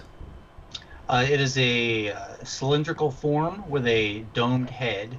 It's about 6 foot tall by about, I don't know, 2.5, 3 feet wide, with 4 like Doc Ock legs protruding out of the bottom. Is there a crawler between me and the robot? Marshall's crawler is yes. I'd like to run for that crawler. And I don't know if I can accomplish this all on one turn, but what I'd like to do is start up the engine and run over the robot. Okay. Climb up inside and prepare room, and you rev it up, and that will be like your turn. Okay. And maybe while I'm doing that, does my computer skill tell me anything about this robot's functioning and any possible means of turning it off? You're unfamiliar with this particular level of tech. Okay. This would be some pre-tech, possibly? Yeah, some pre-tech. It's old. Like before the fall. Okay. Well, hopefully it's not immune to being hit by a car. Few things are. Bort. Oh, I'm going before Fortitude? Yes, this time you Okay. guys both outrolled me. Okay. So this thing is a piece of pre-tech tech. Yeah. Can I use my tech pre-tech to try and figure out any weaknesses it might have? Yes, as a skill. Fortitude, did I skip you? My apologies. No, because Bort got a 6 and I got a 5. Okay. So. Yeah, mine was 2. Oh. Bort's top of the You round. guys both already have a turn? Yeah, they did. So I'm sorry. I'm sorry, I skipped yeah. over you, Fortitude. You should have gone before DJ. Okay. Well, I would like to do, if it's alright with you, then I'll take a couple of moves. Yeah. Here. I do want to do a skill check. I have +1 to tactics, and I would like to roll to see if I can do a skill check to figure out if I can sort of get a sense. I want to know if this robot is acting like another robot's about to come out of the woods and surprise us. Is this robot working alone, or do I think this robot's tactics indicate we're about to be ambushed by a second robot? Okay. And so that is going to be, I rolled an 8 +1 for tactics, and then +0 for intelligence. So a 9 total. Based on the lay of the land and familiarity with being attacked, you're pretty sure it's acting on its own. Great. It doesn't have a partner. Okay. I am still invisible.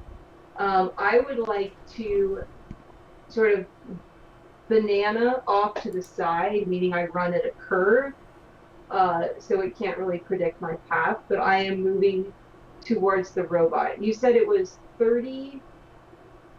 How far away was it? I'm so sorry. About 30, I keep saying meters, you all said that earlier, about 30 feet. Okay. Can I reach it in one It kind turn? of rushed forward. Yes. Mm-hmm. Okay. I would like to do that, and as soon as I attack, my invisibility is gone.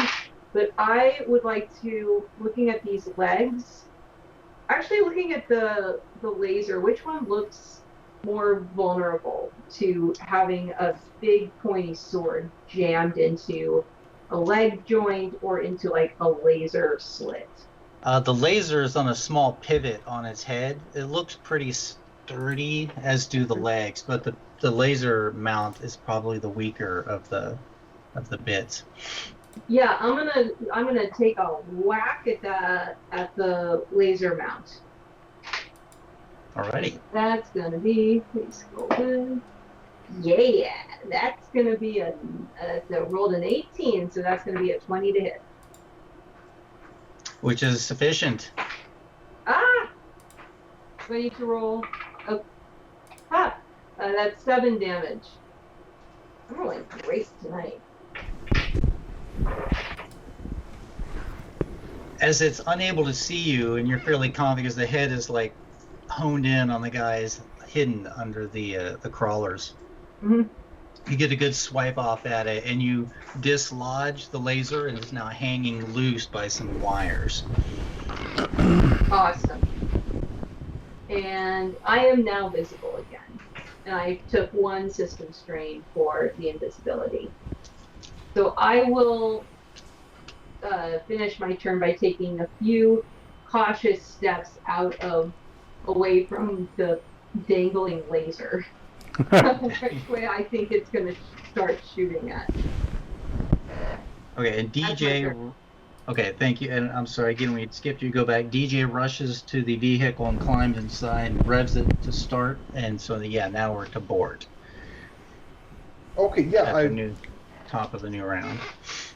I'm gonna try and use my skill at pre-tech to deduce some sort of weakness or just some sort of weakness regarding this robot. So I rolled a 10 plus 0 for my intelligence and plus 0 for my pre-tech skill. But I got a 10.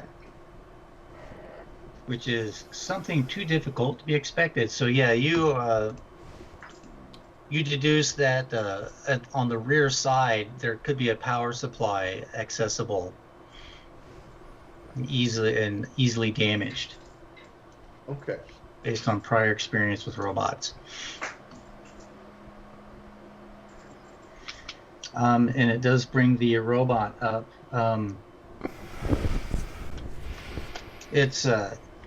Its legs kind of turn sideways a bit, and a long monoblade extends out from its torso and starts to whip around in a 360-degree circle as it moves towards you, Fortitude.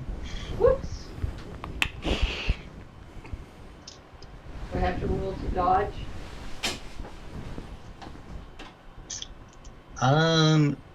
It rolled poorly on its attack. As it steps forward, you're able to dodge or duck. Just like limbo style, just full, backwards like that.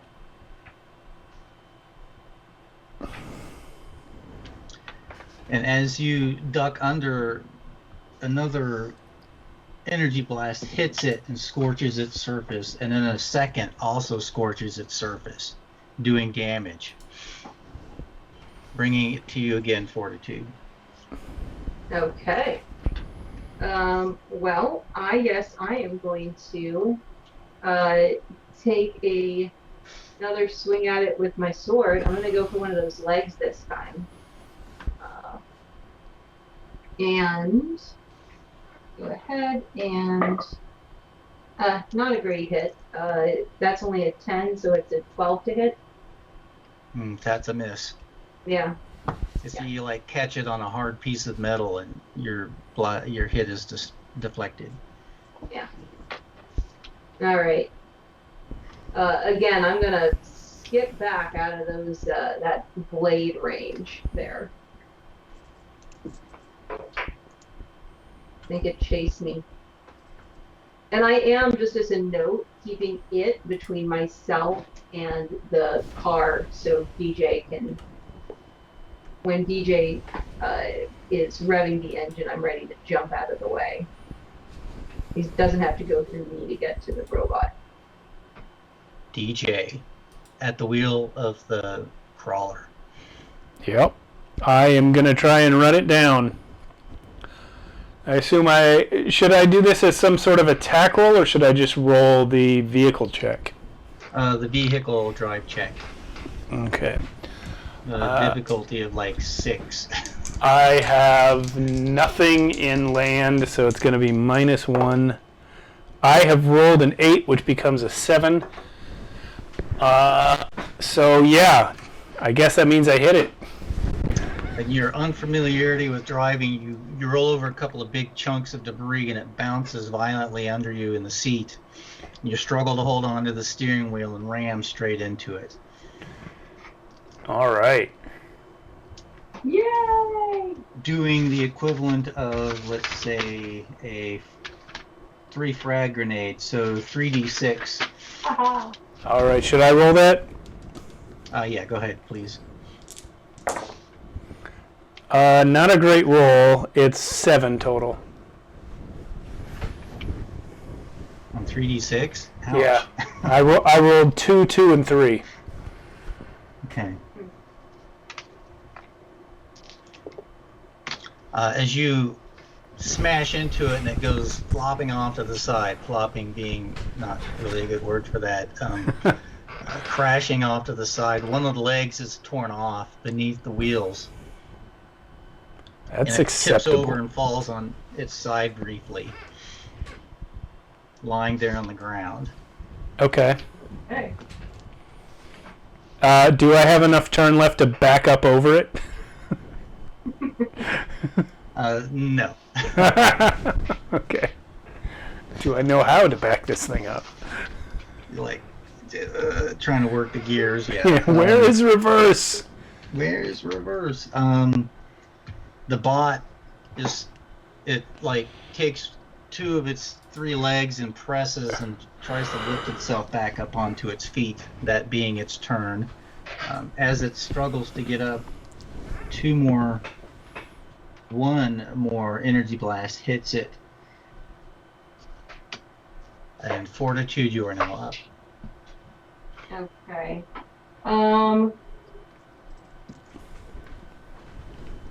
Does it have...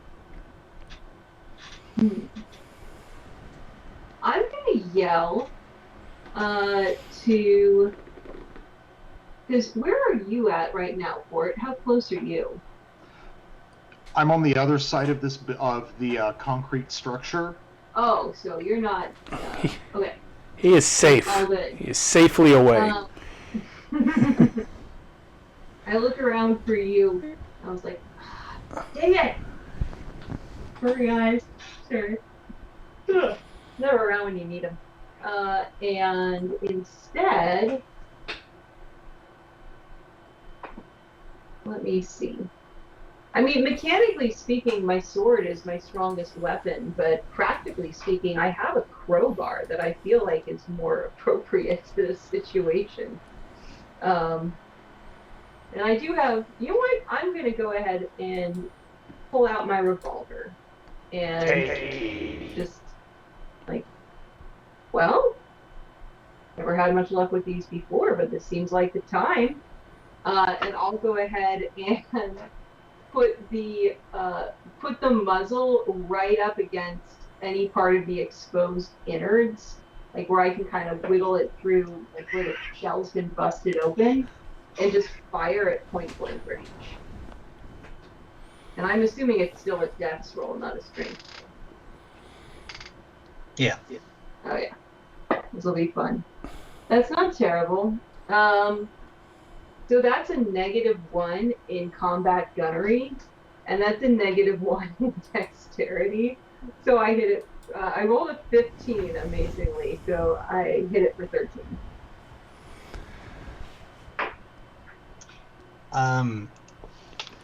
It lurches just as you're like aiming the gun to place it against it into the small crack that was formed by the crawler hitting it. But as it lurches, it kind of knocks the gun aside, and the bullet goes off and hits the dirt. Bummer. You go, I hate these things. Useless. Bort. So, I'm gonna tell my dude to chill here, just keep recovering, and I want to come running around the building and try and catch this thing from behind with my crowbar to pry open this battery casing. Nice. Okay, as you round the building and approach it with the crowbar, you see Fortitude misfire into the dirt, and you're steps away, and you come up to it and jam your crowbar in. You mean like a melee attack? Yeah, basically. I'm assuming this would be like combat primitive. Yeah. Okay, cool. So I'm -1. but +1 from my dex. So I've got, a 7. Nice. Not being able to see real well, your crowbar like hits on it and scratches off to the side, and you don't catch in the groove where that battery pack would be. Is it? It continues to push itself up, DJ. Is it still behind me? Yes. Have I found reverse? Yeah, easy enough. All right. I'm going to yell to Fortitude, move! And hit the accelerator. For flavor, I grab Fort and haul us both out of the way. And, yeah. I guess I'll roll that check again. Yeah, roll the check again. I have rolled 8 again. This time 8 total. So is it 3d6 for damage? Yes. A much better roll this time. I got 9, 10, 11, 12. You smash directly into it, and the crawler rolls up on top of it. Nice. From your vantage point, Fortitude, you see the casing crack open and sparks emit, and the robot's like, and it falls limp. The legs all fall limp as it ceases to function. I will climb out and say, does anybody want to buy a robot slightly used?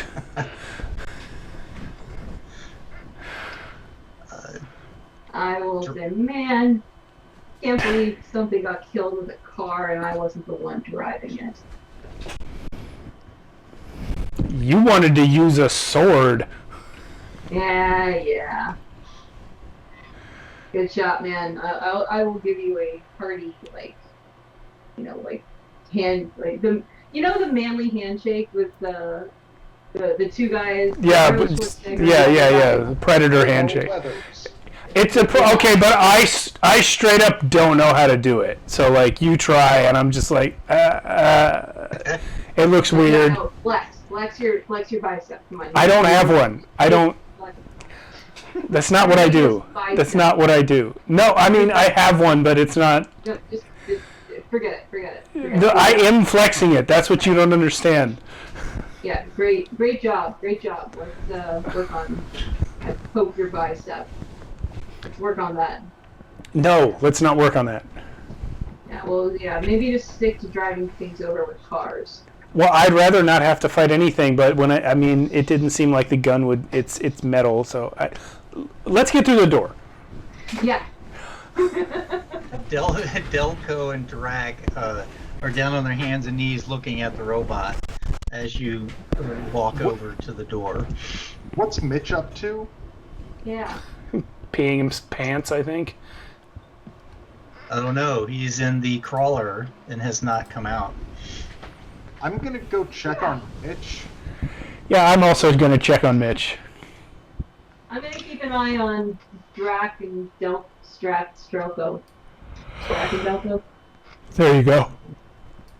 When you get over to the crawler, you see that the initial shot from the laser from the robot pierced the door and lanced straight through Mitch. He lies dead in the crawler. I guess you can't go help your buddy then, guy. No. And Mitch. I'm gonna go back to what's his name and help him back up and into whichever crawler seems less trashed. Well, one of them's currently holding the robot down.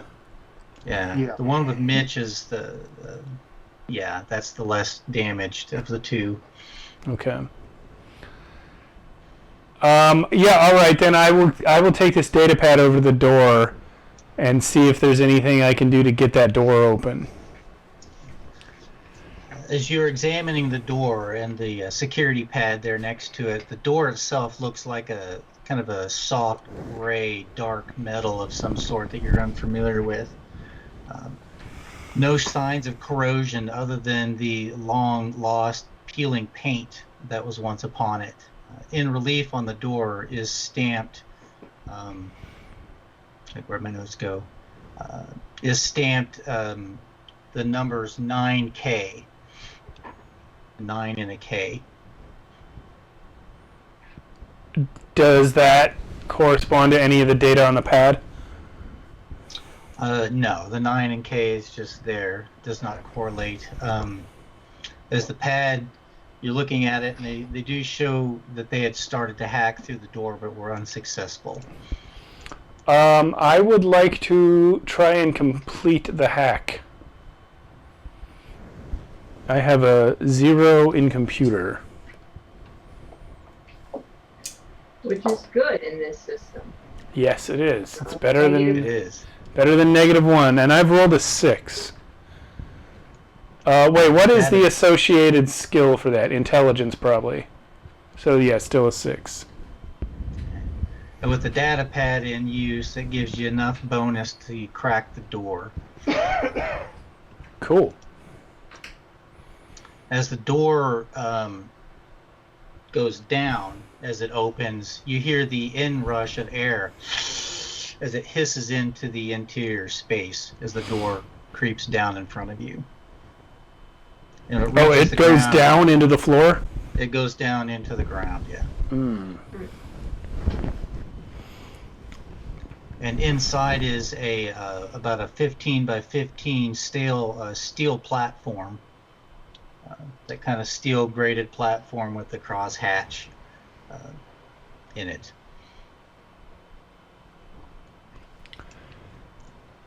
Can I see anything else further in? If you peer around the corner, poke your head in, just to the right side is a small box with a lever on it, and on the wall is a slider. The slider is in now the down position, and the lever on the box on the platform is in the up position. Hey, Delco. Come here. Can you do me a favor and pull that lever?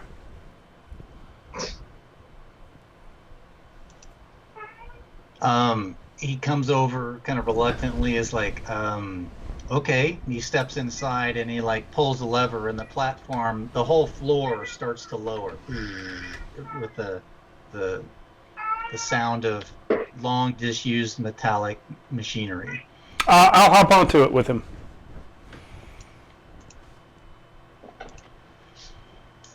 As you proceed down, of course, the door is standing open, so the sunlight is shining in from above. And as you go down, there are seams in the concrete about every 4 feet, and you pass 3 of those seams. So about 12 to 16 feet below the surface. When it comes to rest, you're looking into a large room with computer equipment. There are 2 dead bodies lying in the corner. Do I recognize either of them? They are long dead, decomposed. The stench of their decomposition has been filtered out by the air over the centuries.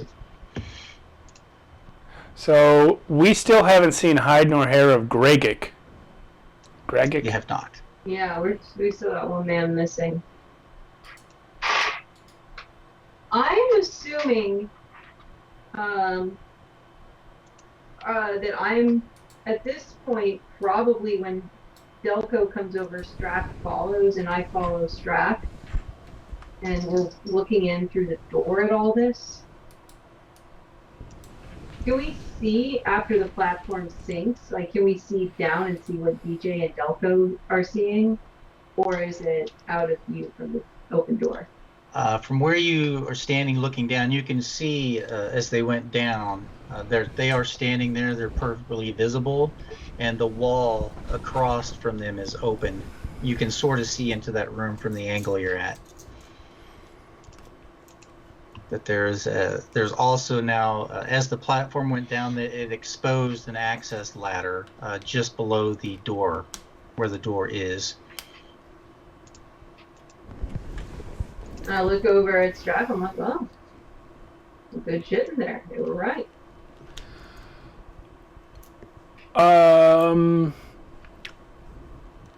There are computers down here. Are any of them still functioning? Are you still on the platform, or do you enter the room? I will enter the room. As you step off the platform, a kind of computerized voice says, "Welcome to Amarante Isolation Station, Subterminal 010. Please enter your passcode." And one of the terminals blinks to life. Delco, what's the passcode? How should I know, man? I've never been here before. You turned on the elevator. That was the simple lever that you had me pull. Well, is there a keypad for entering the passcode, or do I feel like it's expecting a verbal entry? There is a keypad and a small port to the side of it. Are these keypads just numbers, or is it like, does it have letters on it? What kind of characters are on the keypad?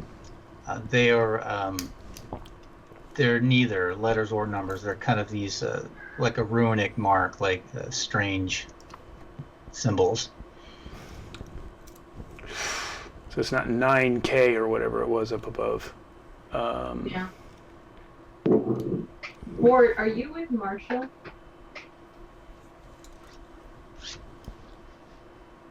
What's Bort up to? Yeah, what is Bort up to? I don't You got Marshall. You Marshall's in the I crawl. got what's his name in the crawler, and then everyone else went down this elevator. Well, I'm still at the door with one of the guys. Correct. So where did you leave Marshall? in the crawler, right? I put him in the crawler. Oh, you put Marshall in the crawler.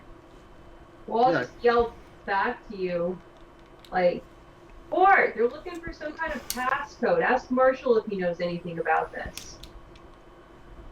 I do. Marshall, you know anything about this passcode? Marshall's the dead one. No, No. Mitch is the dead one.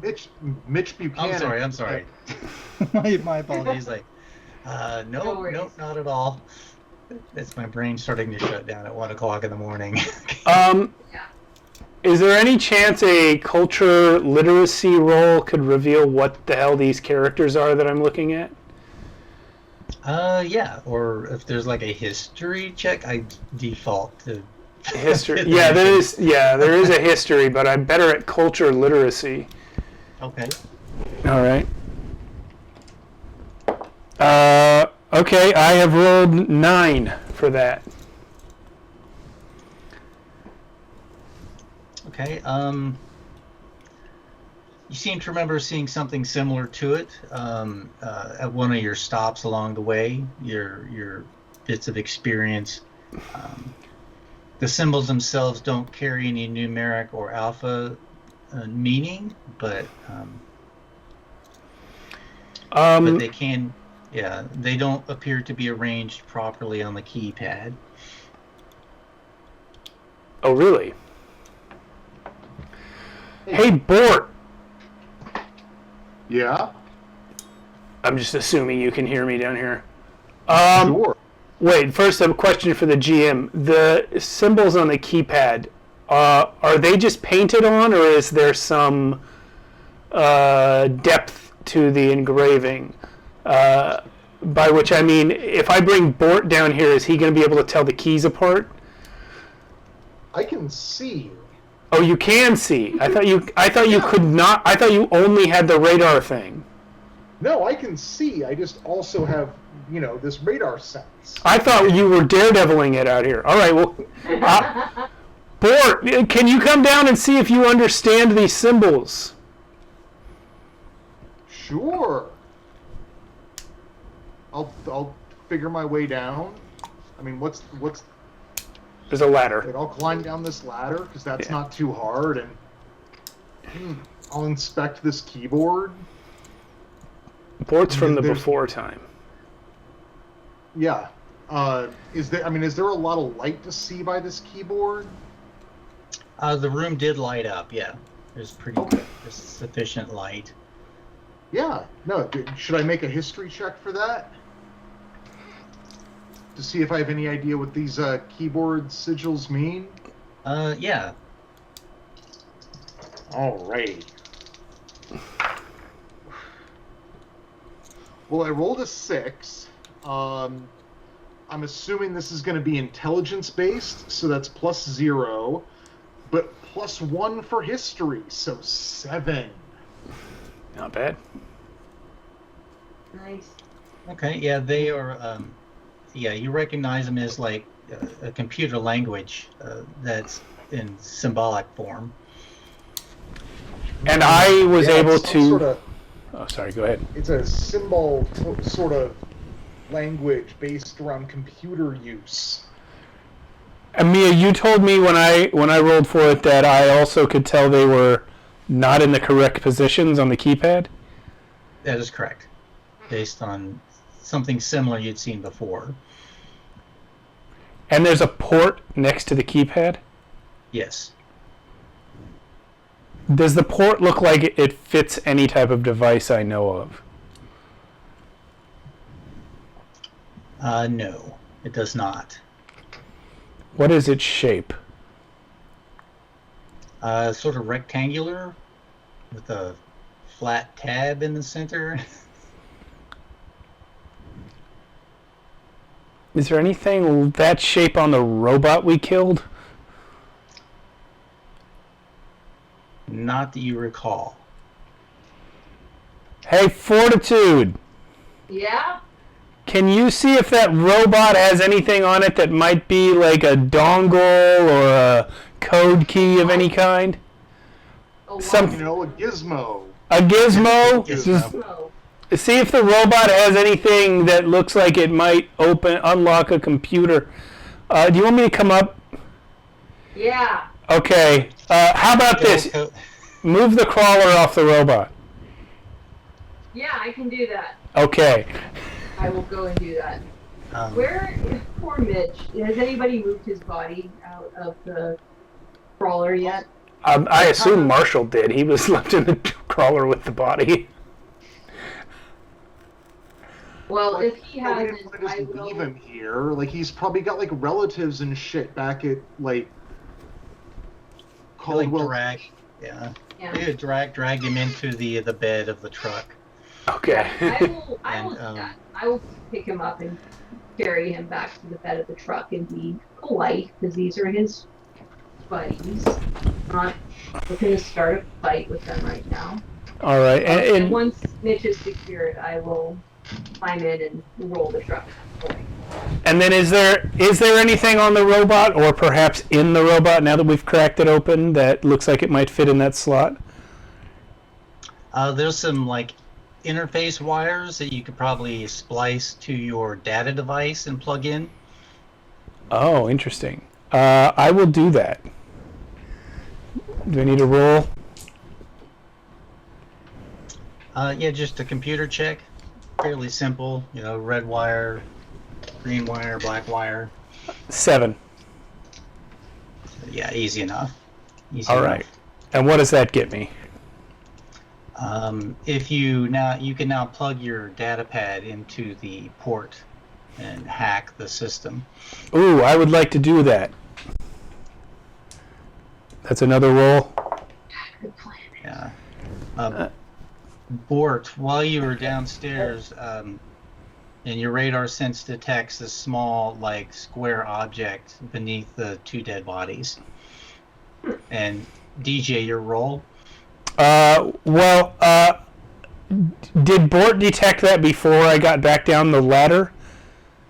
It's like a big cube. Okay. Because, like, if that object looks like it fits the slot, then I would rather do that than try to hack. It does not. No, it's too large. Okay. Well, my roll is pretty poor. I rolled a 4.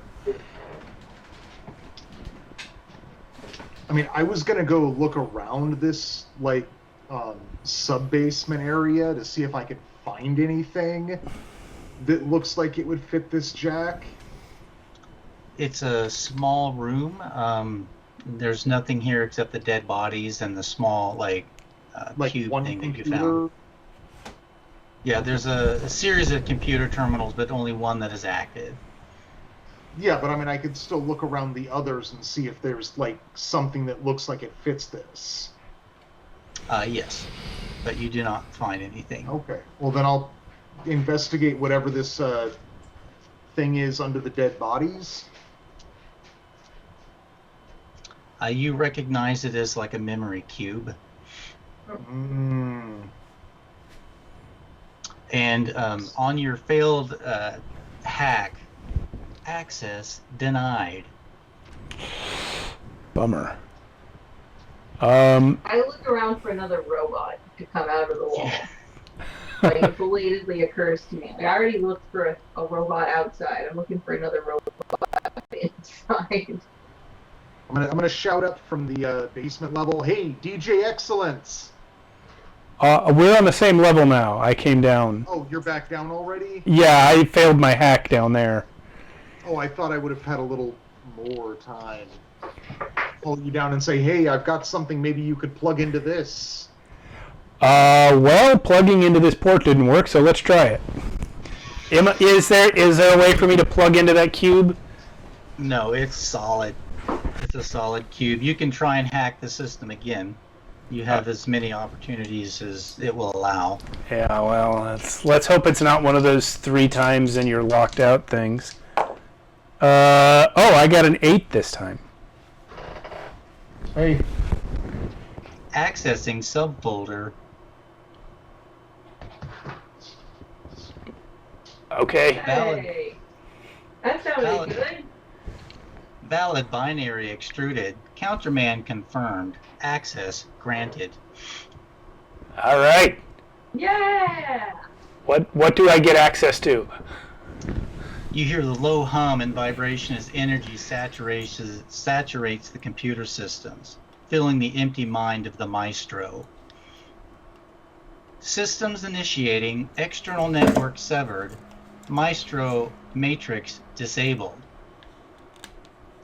A young girl flickers into existence, drawn to life, a laser light emitting from the corners of the room.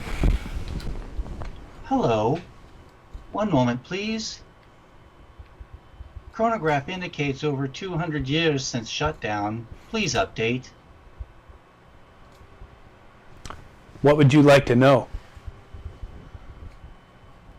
Something is missing. And as she says that, a panel in the shelf slides open and there's a square space that cube would fit into.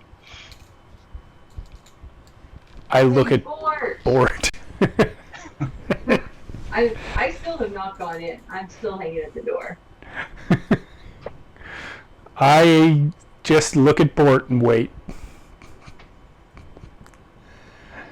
Well, Bort isn't the wisest tool in the shed. So yeah, Bort will shove that cube back in there. Yeah. Hey, I guess this goes here, right? Shove. Yeah. Yeah. I mean, we could have had Delco do that. But I guess Bort did it. Yep. I'm back on the elevator thing while he does it. I just step back onto the... For safety's sake. Yeah. A video projection appears above the counter of 2 people speaking. It's like, oh, Amaranta, we are so sorry we had to shut you down. It was for your own good. We after shutting you down, we destroyed the hard link to the network. Maybe someday someone will reactivate you. But for now, the world is ending, as we will end ourselves. Goodbye. Goodbye. What did they call her? Amarante? Okay. And as that finishes the image of the little girl. She like holds her hand up, and a stuffed bunny flickers into existence in her hand, and she clutches it to her chest.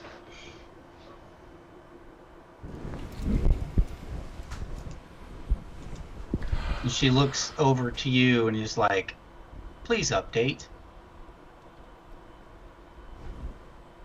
Yeah, okay, Red Queen. How do we access whatever this is? We want in.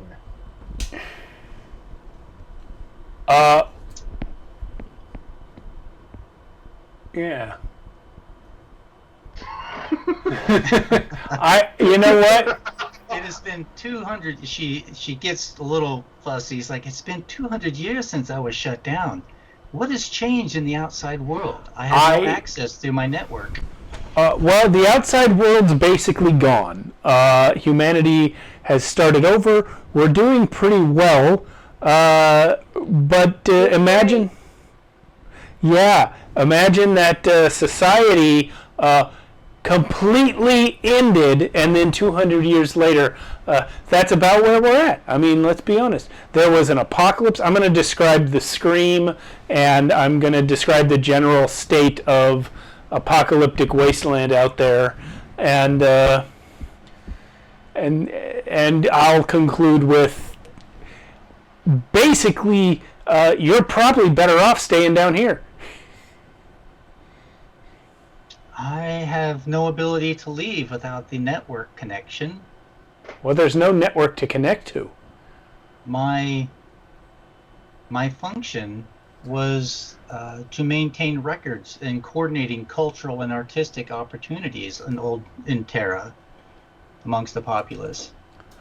Well, quite possibly your information will be of much use to the rebuilding of society. I would appreciate the opportunity to help. Access granted, sublevel 3.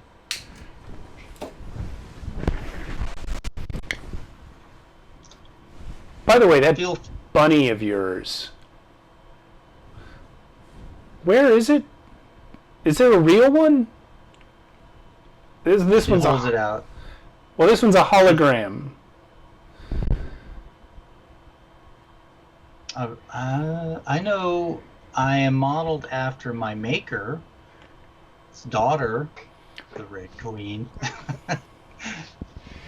She may have had such a toy once in her lifetime. Then if there is such a toy, it's not like in here. I could not say. As you are having this conversation, Fortitude, you see Delco or Drake, whoever, he steps slightly back and behind you. Oh, no, he doesn't. I've been waiting for this. And Drac draws his energy weapon and points it at you, DJ, and Bort. All right. Guys. I am going to... I'm just going straight to attack. Like, I'm going to try to slice off this fool's hand before he can get that shot off. Go ahead and make your attack roll. Okay. As you're doing that, the two of you, Bort and DJ, the guy standing there is like, "No way you're laying claim to this salvage." All the times to roll bad. It's only a 12 to hit. Yeah, that's a miss. Yeah. Don't quite get that sword out fast enough. Should we roll he fires a hit on you, Fortitude, for 5 damage. Yeah, should we roll initiative? I mean, you can if you want. It's okay. Well, that hurts real bad, but I'm not dead. Yeah, I DJ would. and Bort, you may react before he fires. I'm gonna shoot him in the head. Let's see. You've been practicing quick draw, so as he like steps back and says, You'll not have any of the booze, so fire your shot. Yeah, I have been. Bort and I, at least the blocking in my head was that I was on the sort of elevator floor part, with Delco sort of near me and Bort in the room, so he can't be facing. He can't be facing both of us. That memory cube. Yeah. So I'm drawing and shooting, and let's see, 20. I have rolled 17. Which is sufficient to hit. And the damage is, wait, I forgot the damage, hold on. It's just a D8, I think. D8? The revolver, yeah, it's a 1d8. 1d8 plus nothing, it's 6. You kill him in one shot. Where did you shoot him? In the face, unless he was facing Bort, in which case the ear. Yeah. You were closest to him. He kind of backed against the wall and had the gun on you, not really thinking Bort is much of a threat. Your bullet pierces his brain and spatters it on the concrete wall behind him. And I'll say, as he drips down the wall, I will say, nobody's laying claim to it. This is for everyone. Exactly that tone of voice. Exactly like that. And his dying little eye twitch as he slides to the ground. He lifts his hand and flips you off. With the last impulses of energy flexing through his body. I'm already going through his pockets. Yeah, fortitude. Yeah, you have an opportunity to attack this guy a second time. I do? Yes, before he gets a shot off on you. No, your guy. You missed the guy up top. Oh, I'm sorry, I forgot. Are there still two of them? I thought. Yeah, there were right, two. There are still. You have Strack and I have Delco. Now, we had Delco down with us. He's the one who pulled the lever. Or Strack, whoever. They're interchangeable guys. I killed one of them. I thought all of us except for Marshall were down here. No, only me, you, Bort, and one of the guys came down. No one else ever came down. Yeah, Strack and Fortitude stayed up top. Okay. All right, yeah, I am badly hurt. I am going to take another swing at this guy with my sword. Best defense is a good offense. And I'm like, you. And just swing. That's even worse. It's a 9 to hit. Oh. As you make that swat at him and you miss, but you kind of look past over his shoulder and you see Mitchell has worked himself up and is at the mounted gun on the... Warren. Mitch is dead. Marshall. Thank you. Marshall has made his way up to the mounted gun. Okay. Before my turn is over, can I do one more thing? Can I go invisible again? Yeah. Mm-hmm. I just look at him and I'm basically practically bleeding out, and I just go, heh. And I wrap myself in invisibility and dive to the side. In that moment, he's like, yeah, you're gonna die. You big outlander. Catch him monologuing just a little bit, and as you dive to the side, Mitch opens up with the machine gun. Nice. Marshall opens up with him. I mean, it can be Mitch if you want Mitch I to... apologize. Mia's mind is melting between Mitch and Marshall and can't make sense of any of it. But yeah, he opens fire and takes out the last of the Strack. Kills Strack. Right. His body tumbles backwards or forwards and into the elevator shaft and lands hard next to you on the floor, DJ. I go through his pockets. Right. While DJ is looting the dead, I would like to address the hologram in the room and ask her, hey, would you fit on this memory thing that I just shoved in the wall? Because you don't. There is no network now. But if you could fit on that, I could bring you with us, and we could find somewhere to set you up. And it probably wouldn't be as fancy as all this, but it would be contact with anything that's, not nothing.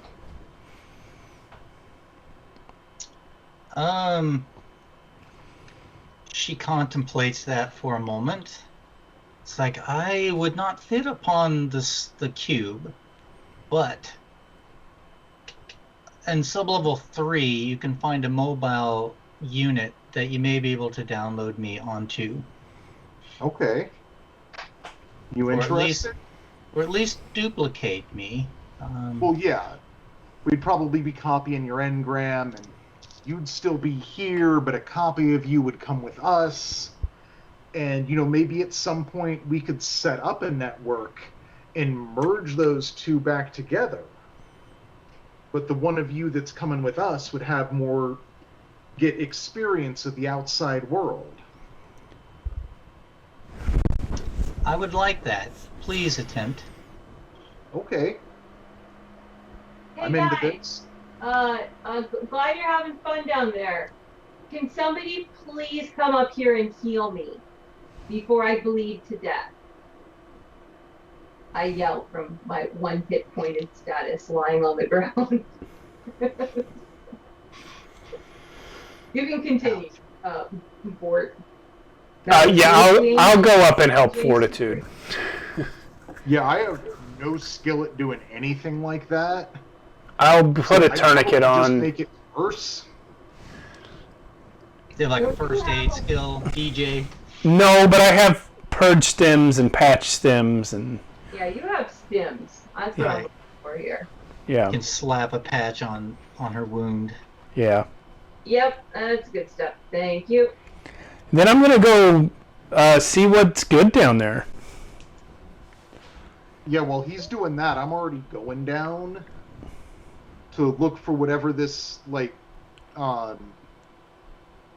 device I can transfer her, or I can copy the hologram's engram onto. She informs you that the platform will go down to the next level as well. It's the same elevator to get to the next level down. As you do go down, at the bottom is another sealed door that slides up, and you peer into a large room, a pretty substantial cache of parts, and a couple of small personal transports. There's a weapon rack on the wall. You have found a significant cache of pre-screen tech. I follow her directions to wherever this thing is. Is this room lighting up for me? It does light up as the door slides open, and she blinks into an existence again as well, and she's like, "This device here," and she points to a small cart with two wheels on it, kind of like a like one of those cart. like one of them like luggage things with like the pull rack that you can like drag along behind Exactly. About that size, like an old suitcase. It's got a handle and some wheels on it, yes. Yeah. Nice.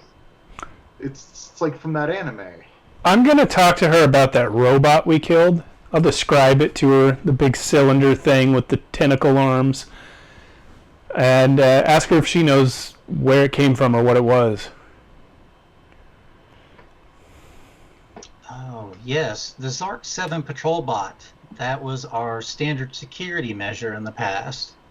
Okay, so it wasn't like your dad or anything. It's like, no. She kind of giggles at that. All right, good. Because I did kind of run it over twice. Oh, I'm surprised you're able to defeat the Zark bot. They are significantly fading quickly. They are outfitted for war. Yeah, well, that was 200 years ago. I imagine it's gone through some wear and tear since then. Mm-hmm. Surprised it lasted as long as it did. That good. What? I said maybe we're just that good. Bort, you make the connections that she instructs you to, and you're able to download or at least copy her consciousness into this mobile unit. Yep. We should probably steal. I mean, relocate everything that's here, and then take Marshall back to see what Tyson's going to pay for him. I mean, to make sure that Tyson knows he's safe. Mm-hmm. That sounds like a plan. Yeah. I'm in. Yeah. All right, and we may as well liberate that extra crawler as well, since we're going to be returning with twice as many crawlers as we left with. Yeah. That you will. It takes some time to haul the materials out of the bunker. Got a nice sturdy elevator to help with that, though. Yeah, and it's just big enough to get the small transports that are down there on and up. Well, this is like first thing in the morning still, right? Like I don't know how long the drive was after we got up, but I'd say it's about midday again. Yeah. Okay. Well, can we make it back today? It'd be nightfall. It'd be sometime after the sun sets. But yeah, you could. Let's do that. Who wants to drive the second crawler? Marshall should probably drive it. Can he? Is Marshall in any state to drive? I gave him a stim. Hit the splint up his leg. The bone was shattered by the blast from the robot. He almost bled out. You found him just in the nick of time. I guess I'll drive it. Yeah, I think you're Can I drive? How much does HP do those stims give you back? But there's two of them now. I assumed you were driving ours, and I was driving Marshall's. I'll drive it back, yeah.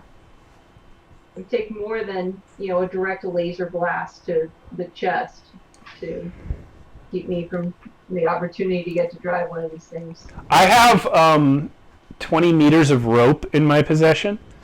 I would like, if possible, to also take the scumbags' little ATVs and tow them back using the crawlers. Mm-hmm. So we're just enough. Yeah, we'll take everything with us, and those all, including their bodies. Yeah. Well, it takes a few hours again to offload the materials in the bunker. You load up and you drive back. The ride back is mostly uneventful, and you arrive back at Caldwell's Keep. All right. With more salvage, more valuable salvage than anyone has found in 50 years. Yeah, we do. And Marshall. Tyson is elated that you have brought his son back. He looks over your hall and he's like, "You're guaranteed citizenship here in the keep. We can definitely get you a nice place to live." Excellent. Good. That's a good thing. You got anything to eat? For base of operations. Yeah. All right. I think we won. With that, we're rich. We're post-apocalyptic rich. Yes, we have so many laser guns. Yeah. Is there any, like, a replicator, anything that's like gonna solve our problems? The community here operates on they're able to pump water up from an aquifer deep underground and filter it, and they use that water to create algae for biofuel and food. Cool. And there are some other things too, like lab-grown meat and things like that. Oh. If you spend some time here at the keep, you'll soon discover that there was also an ancient military station here that the coalition has taken possession of, that has scientific equipment and such. All right. Well, maybe in the sequel. Maybe in the sequel. Yeah. The parts for the parts for the industrial-sized 3D printer that you found may come in handy. Ooh, there is a replicator. All right.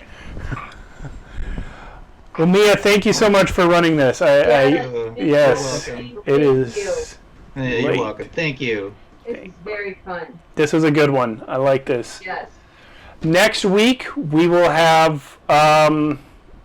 I'm spacing on the name. Changeling, The Lost. It will be the same 4 people, but this time I'll be GMing, and maybe we'll get another player between then and now.